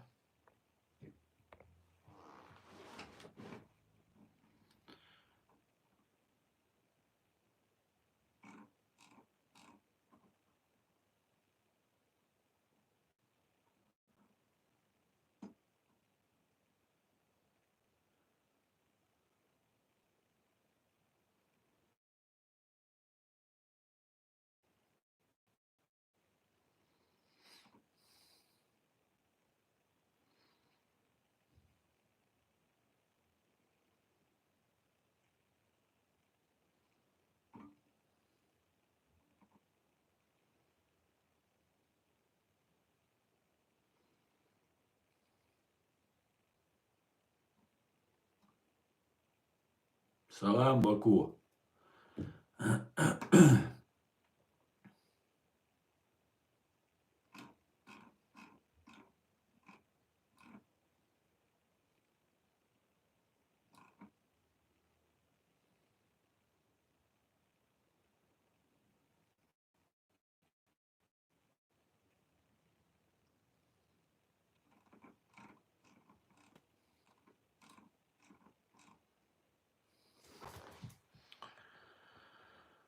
Так.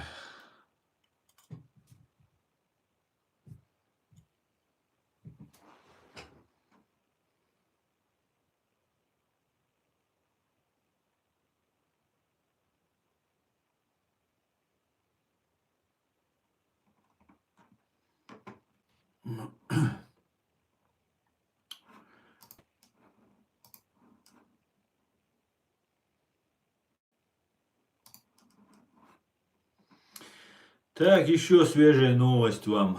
В России запретили продажу китайских грузовиков популярных марок. Так, не произнесу, сообщил Росстандарт. Все 4 попавших под ограничение фирмы входят в топ-10 наиболее продаваемых РФ. В июне машины Citroën стали самыми покупаемыми в России.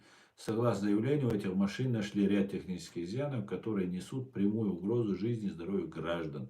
Например, в тормозной системе и в уровне шума, в идентификации органов управления и устройстве вызова.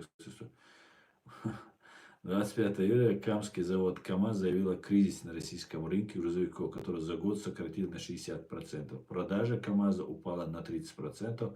Завод обвинил в этом импортеров, которые заполонили рынок 30 тысячами зарубежных машин, которые не могут найти своих покупателей. Как вы считаете, что значит вот эта новость, которая только что, вот минуту назад появилась? Как вы считаете? Скажите. А знаете, что я по этому поводу думаю? Я думаю, что Китай отказался покупать российскую нефть. Именно поэтому происходит вот именно запрет на продажу китайских грузовиков. Именно поэтому это происходит. Понимаете? Именно поэтому, я так думаю. Это отличная новость, друзья. Индия отказалась еще позавчера, сказала, что она не будет покупать. Китай сказал, знаете, какая была формулировка, я еще тогда удивился, слушал наушники и не стал просто повторять, просто проскочила эта информация. Китай сказал, что Китай не откажется от российской нефти из-за ультиматума, из-за давления через санкции. А типа, если вы не будете давление оказывать и нам предоставите другую возможность покупать нефть, ту же арабскую, например, не знаю, американскую, еще что-то, норвежскую, то тогда никаких проблем. Я так это интерпретировал, потому что когда они вот так с выкрутасом это говорят. Отлично, друзья. А вы говорите, Трамп не молодец. Трамп все может, понимаете? Трамп, Америка может все, понимаете? Америка снова великая. Америка супердержава. Понимаете? Добился он все-таки этого. Красавец. Молоток просто Трамп. Я думаю, что китайцы отказались уже от этой нефти, от российской нефти. И за это грузовики тебе. Классно. Отлично. Отличненько. Так, пойдемте дальше. Что не час, не говоря уже день, что не час, то праздник. Да. Ляпота, красота, ляпота.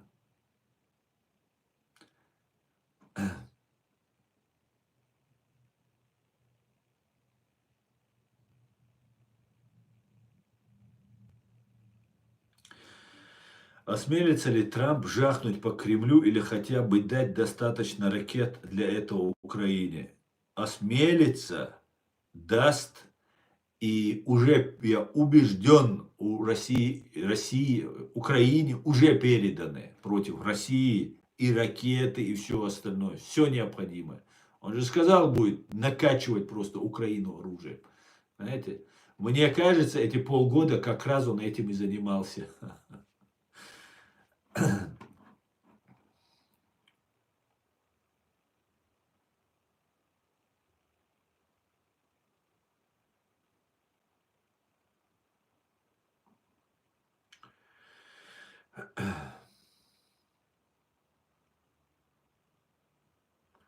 Насколько сильно московская агентура внедрена в ЕС? Ну, я, знаете, Иван, я полагаю, знать-то я этого не знаю, я полагаю, что она, конечно же, никак на постсоветском пространстве, по крайней мере, и язык проблема, и здесь, и закон, и так далее, и так далее. Но если брать Германию, вот эти страны, но есть постсоветские, да, страны Варшавского договора, которые, а, которые ну, из поколения в поколение являются гибнявыми, и после развала Советского Союза ничего в этом контексте не изменилось. Наоборот, они больше легализовались, у них появились возможности, у них появились деньги и так далее. И да, здесь очень сильно инфильтрирована российская КГБшная агентура, это правда. Не как в других советских там, но она есть. Есть, и вот, например, что, например, творит, например, Фицо, да, там, что творит тот, кто этот, венгер, что вот они вытворяют. Это же не просто так происходит, что они тормозят, там, Украине не это, там, какие-то свои, там, венгерские вещи он там предъявляет Украине, там, типа, свои территориальные, да, может быть, есть вопросы, я не спорю, истекает кровью, но это как-то, я вам скажу, нечестно, как минимум, да. И это все потому, что есть и сербы такие же. Сербы обожают россиян до сих пор. Ну, некоторые обижены, что их кинули, а некоторые обижают, до сих пор обожают. Есть такое, да. Насколько их много, я не знаю. Сейчас особо, наверное, они под корягу заползли, сейчас их особо не видно. Но я думаю, здесь, ну, я про Германию могу сказать, я думаю, их всех уже взяли на заметку.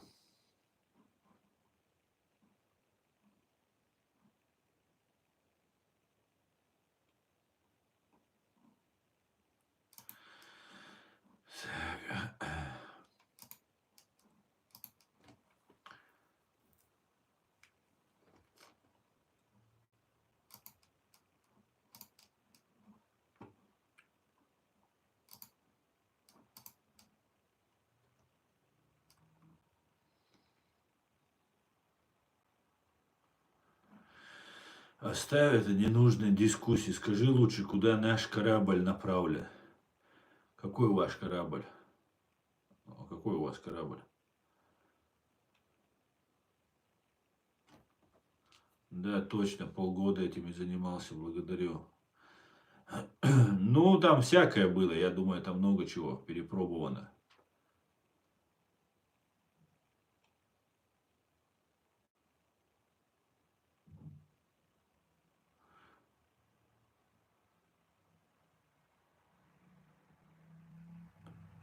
Боже, благослови United States of America. USA the best. Абсолютно, абсолютно.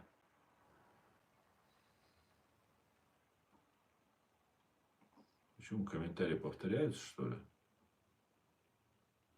Трамп обязательно даст в обиду Украину. Конечно, конечно. США, Израиль, Украина дадут люлей параши, и Ичкерия станет свободной. Да, мула, дай бог, дай бог. Просто надо, чтобы США признали Чеченскую республику Ичкерию, что постоянный член Совета Безопасности, главная страна, главная держава в этом мире, просто наш президиум, Аяды Дигов, Алла Дудаева, еще там люди есть, просто один звонок, прилетайте в Вашингтон, все полностью изменится. Все чеченцы проснутся, все чеченцы поймут, что это по-настоящему. И вы увидите, какие мы будем вам верными, надежными союзниками, товарищами, друзьями. Вы это увидите. Просто это нужно взять телефон и сказать: уважаемый президиум, пожалуйста, вылетайте в США. Больше ничего не нужно. Все. Признание Чеченской Республики Ичкерия. Все остальное у нас имеется. Народ есть, мотивация есть, знания есть. Все есть. Просто все есть.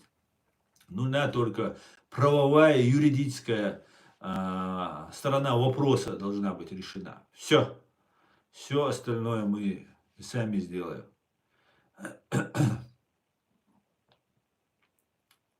Есть, конечно, семейный подряд ГБшников со времен разрушения Берлинской стены. Да, Шарами, есть, конечно.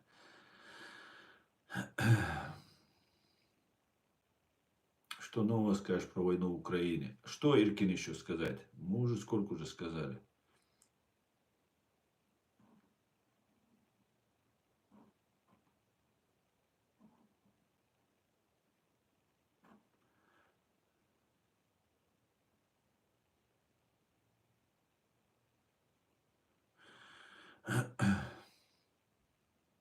Ичкерия будет лучшим другом и партнером США. Абсолютно так. Абсолютно.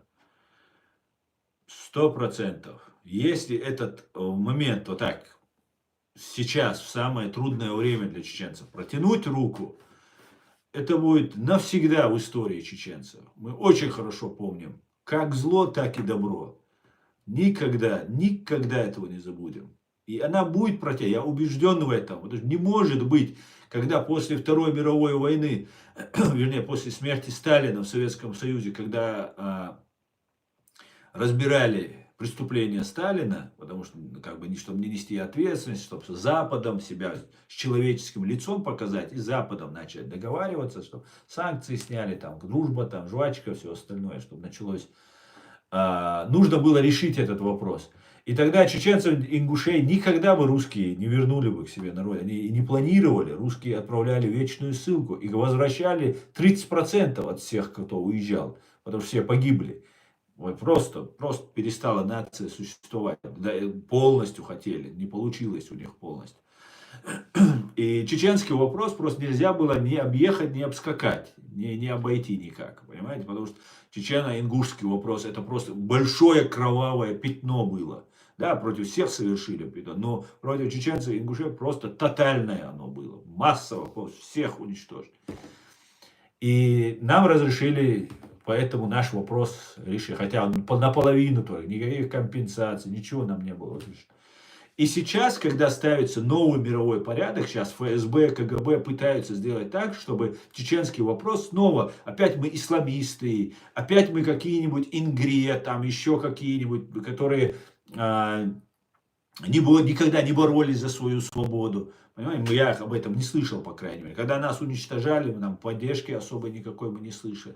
Хотя там есть возможность, в том числе через скандинавские страны, там, помогать этим. Никто ничего нам не помогал. Никто просто. Помогали нас уничтожать. Все вооруженные силы России служить и туда.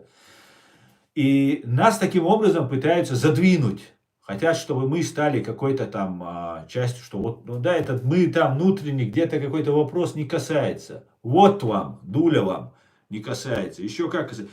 И наш вопрос, именно поэтому сейчас чеченцам важно, нам сейчас всем чеченцам важно мобилизоваться, мобилизовать наш вопрос, правильно его мобилизовать, не просто как нам вот пропаганду закидывают, понимаете, все понимают, что у нас есть какие-то требования, и они законны, но и мы будем это требовать, чеченцы, но нас пытаются вот завести. Вот зачем на Ахмед Закаева тратятся деньги? Зачем на него деньги выделяются? Зачем вот это все его по Украине таскают там и так далее? Зачем это все делается? Делается для того, чтобы увести нас от нашей цели. Понимаете, чтобы нас заболтать, обмануть, раздробить нас. Поэтому мы не должны на это поддаваться. И когда будет происходить становление нового мирового порядка, который, наверное, через год, 2, 3 может произойдет, может через 10 лет или 20 лет произойдет. Я за сроки не ручаюсь. Я полагаю, что не позднее 28-29 года это должно произойти. 28 года должно это произойти. И в этот момент возникнет вопрос, а что делать с чеченцами? И вот в этот момент мы должны быть единым кулаком, чеченцы. Мы должны показать, что мы цивилизованные, абсолютно понятные, абсолютно предсказуемые, не опасные для общества, для человечества народ. И вот в этот момент будет решаться наша судьба. И я думаю, как тогда после смерти Сталина, вопрос чеченцев просто не обойти, не объехать. Потому что первое преступление, которое совершил Путин с Патрушевым, это взорвали своих же русских. Оно не первое, конечно, было, но одно из самых против своих они совершили. О самом циничном и коварном оно было. И для чего это? Потому что становление человека, любой путь преступника, все преступления учитываются. И вот преступление, совершенное против своих русских, взорвав своих русских, заключается в том, чтобы обвинить в этом нас, чтобы на нас напасть и нас убивать. Вот что они планируют. Поэтому у меня есть большая уверенность и надежда, что вот в новом миропорядке мы все-таки будем услышаны этим миром. И не может, я поэтому, может, я резкие вещи говорю. Пожалуйста, не обижайтесь на меня, но я должен вас задеть как-то, я должен вас достать до вашего сердца, чтобы вы понимали, насколько нам это больно, насколько нам это важно. Поэтому я пытаюсь достучаться, я пытаюсь сказать о нашей ситуации. Я уверен, что справедливая, великая Америка не сможет обойти этот вопрос. Если, конечно, мы будем, а не станем какими-нибудь там исламистами, не знаю, какими-то ГРУшниками, ФСБшниками, Кадыровыми, Мудыровыми, еще кем-то, и начнем вот так, бредность. Нет. Мы должны сейчас оставаться мирными. Мир без нас в огромном количестве вооружен, в огромном количестве армии. Нас мало, мы большой военной силы не представляем на данный момент. Но после того, как Америка нас признает, когда все чеченцы соберутся под единым командованием, как когда-то под командованием Джохара Дудаева, вот тогда мы будем полезными этому миру, полезными Соединенным Штатам Америки, полезными всему цивилизованному миру, любому, кто нам протянул руку помощи. Как-то так, друзья. Как-то так. Так же, как Израиль. Да, совершенно верно. Израиль на Ближнем Востоке, а мы будем на Кавказе.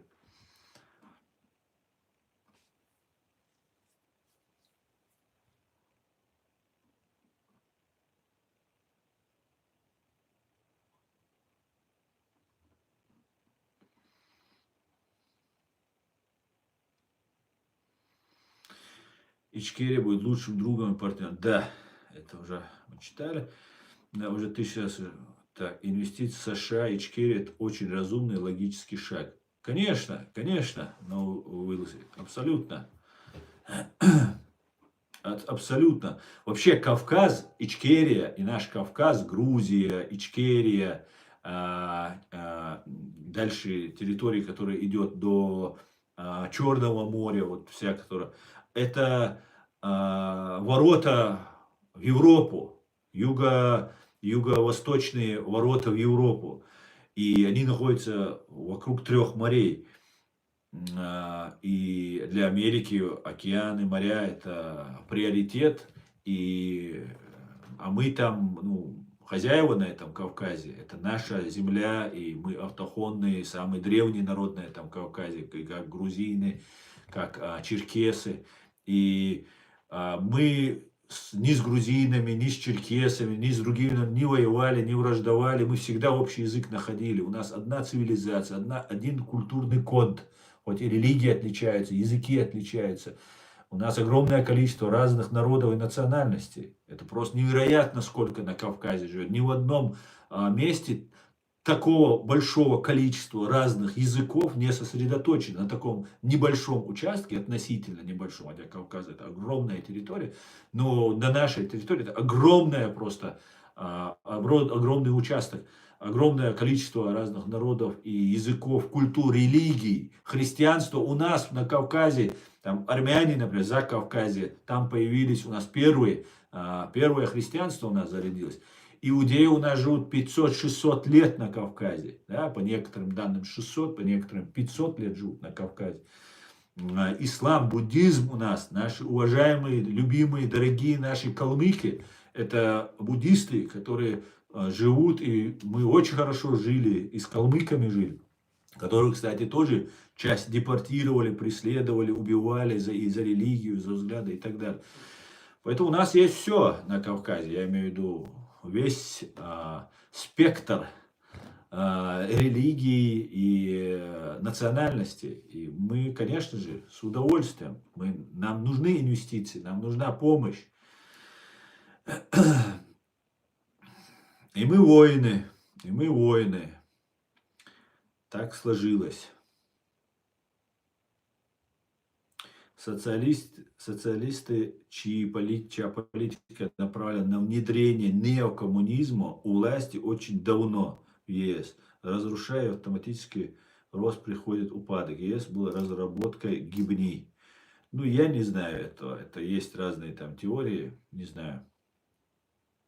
Асана, вы обязаны быть в правительстве будущей Ичкерии. Без вас никак. Вы достаточно показали, как любите Ичкерию. Только такие люди нужны будут во главе Ичкерии. Я не собираюсь быть в политике. Мне это не интересно. Но я сделаю все, что от меня потребуется для того, чтобы помочь своему народу. Все, что мне скажут, все я это сделаю.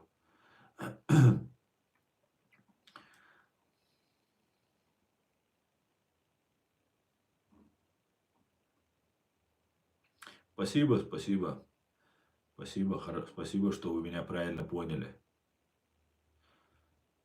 Спасибо, Сабинка, и тебе большое. Благодаря вам я поддерживаю надежду и уверен, что Ичкерия будет свободна и станет в первые ряды цивилизованного мира. Да, на Уэлзи, дай Бог. Новый мировой порядок будет глобальный цифровой ГУЛАГ. Макс Краснодар. О, Максимушка, холопушка, ты пришел к нам, да? Ну что может сказать холоп из ГУЛАГа? Он будет говорить только про ГУЛАГ. А мы строим цивилизованное государство. Конечно, цифровое, все вот технологии, смартфоны, айфоны, наблюдения. Это все нужно, конечно же, контролировать. И слава богу, в США есть здоровое, свободное общество. Именно поэтому эта страна стала такой великой, потому что у них свободное общество. И нужно контролировать этот весь процесс. И я за то, чтобы не отгораживаться от этого, а с головой просто нырнуть в эти современные технологии, но с учетом разобраться в них, чтобы все это систематизировать, выстроить правовую сторону вот этих технологических новшеств и жить и развиваться. Я только так это вижу. Но, конечно же, нужно контролировать свое правительство, нужно те компании, которые контролируют эти все процессы технологические, тоже, конечно, это нужно. Как говорится, у медали есть две стороны, но при всем при этом технологии, которые это не ГУЛАГ, по которому Максимушка в твоем представлении только так. Ну, и ваша пропаганда об этом говорит. Так что все нормально, не переживай за нас. Вы пока в своем ГУЛАГе посидите, а мы как-нибудь в технологическом справимся.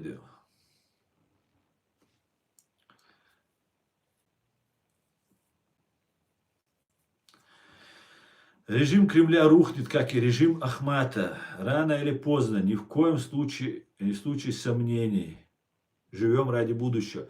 Но никакого режима Ахмата не существует. Нав Велзи. Никакого Ахмата режима не существует. Существует оккупационный российский режим. Ахмат там будет. Сейчас там Даудов пришел на первую линию, вышел. Магомед Даудов. Другой там, Демельханов будет, их много там, Алаудинов будет, их много. Поэтому это не режим Кадырова, Ахмада, это режим оккупационный, русский ФСБшный режим. Если так говорить, то нужно говорить режим Кечкина, понимаете, сегодняшний режим Дмитрия Кечкина. Они там у них меняются. До этого был Кочнев, до этого был Хвостиков. Они так систематически меняются. И причем очень шифруются. Очень сложно по ним информацию искать в интернете. Я все перерываю по ним. Сложно, конечно, сложно. Все прячут днем. Так.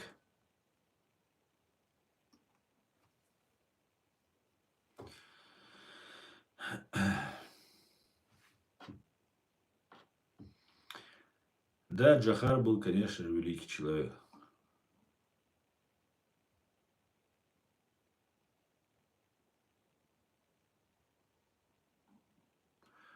Ты кто такой, меня спрашивает Маруся. Маруся, ты что, не знаешь? Я твой царь. Я царь России. А ты моя подхолопница. Я ваш царь. За место Путина. Сейчас Путин пока в бункере прячется. Я сейчас его замещаю у вас. Да? Тебе больше не будет Путина. Буду теперь только я.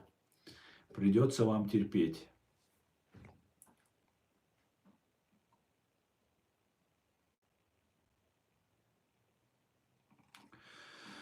Так, друзья, я перемотаю, и можно уже заканчивать. Я думаю, мы уже 2 часа в эфире. В Ичкерии будут компании и инвестиции в будущем со многих стран мира. Можно открыть фри-зоны без налогообложения иностранных инвесторов. Сами будут тянуться к такому климату. Если там будет США и хотя бы один американский банк, признание от США и один хотя бы американский банк, все инвесторы потекут туда. Без сомнения. Да? Ну, посмотрим. Друзья, спасибо, что смотрите и поддерживаете. Постараюсь сегодня вечером провести где-то в 12, а где-то, может быть, я вчера в 12:30, по-моему, начал вести стрим в ТикТок. Канал называется Аслан Арцуев. Заходите. Все будет Ичкерия, Нохчи, Ам Динду. Слава Украине, Ам Израиль Хай, God bless United States of America. Адикю аль-Маш, всего самого хорошего. До свидания, друзья.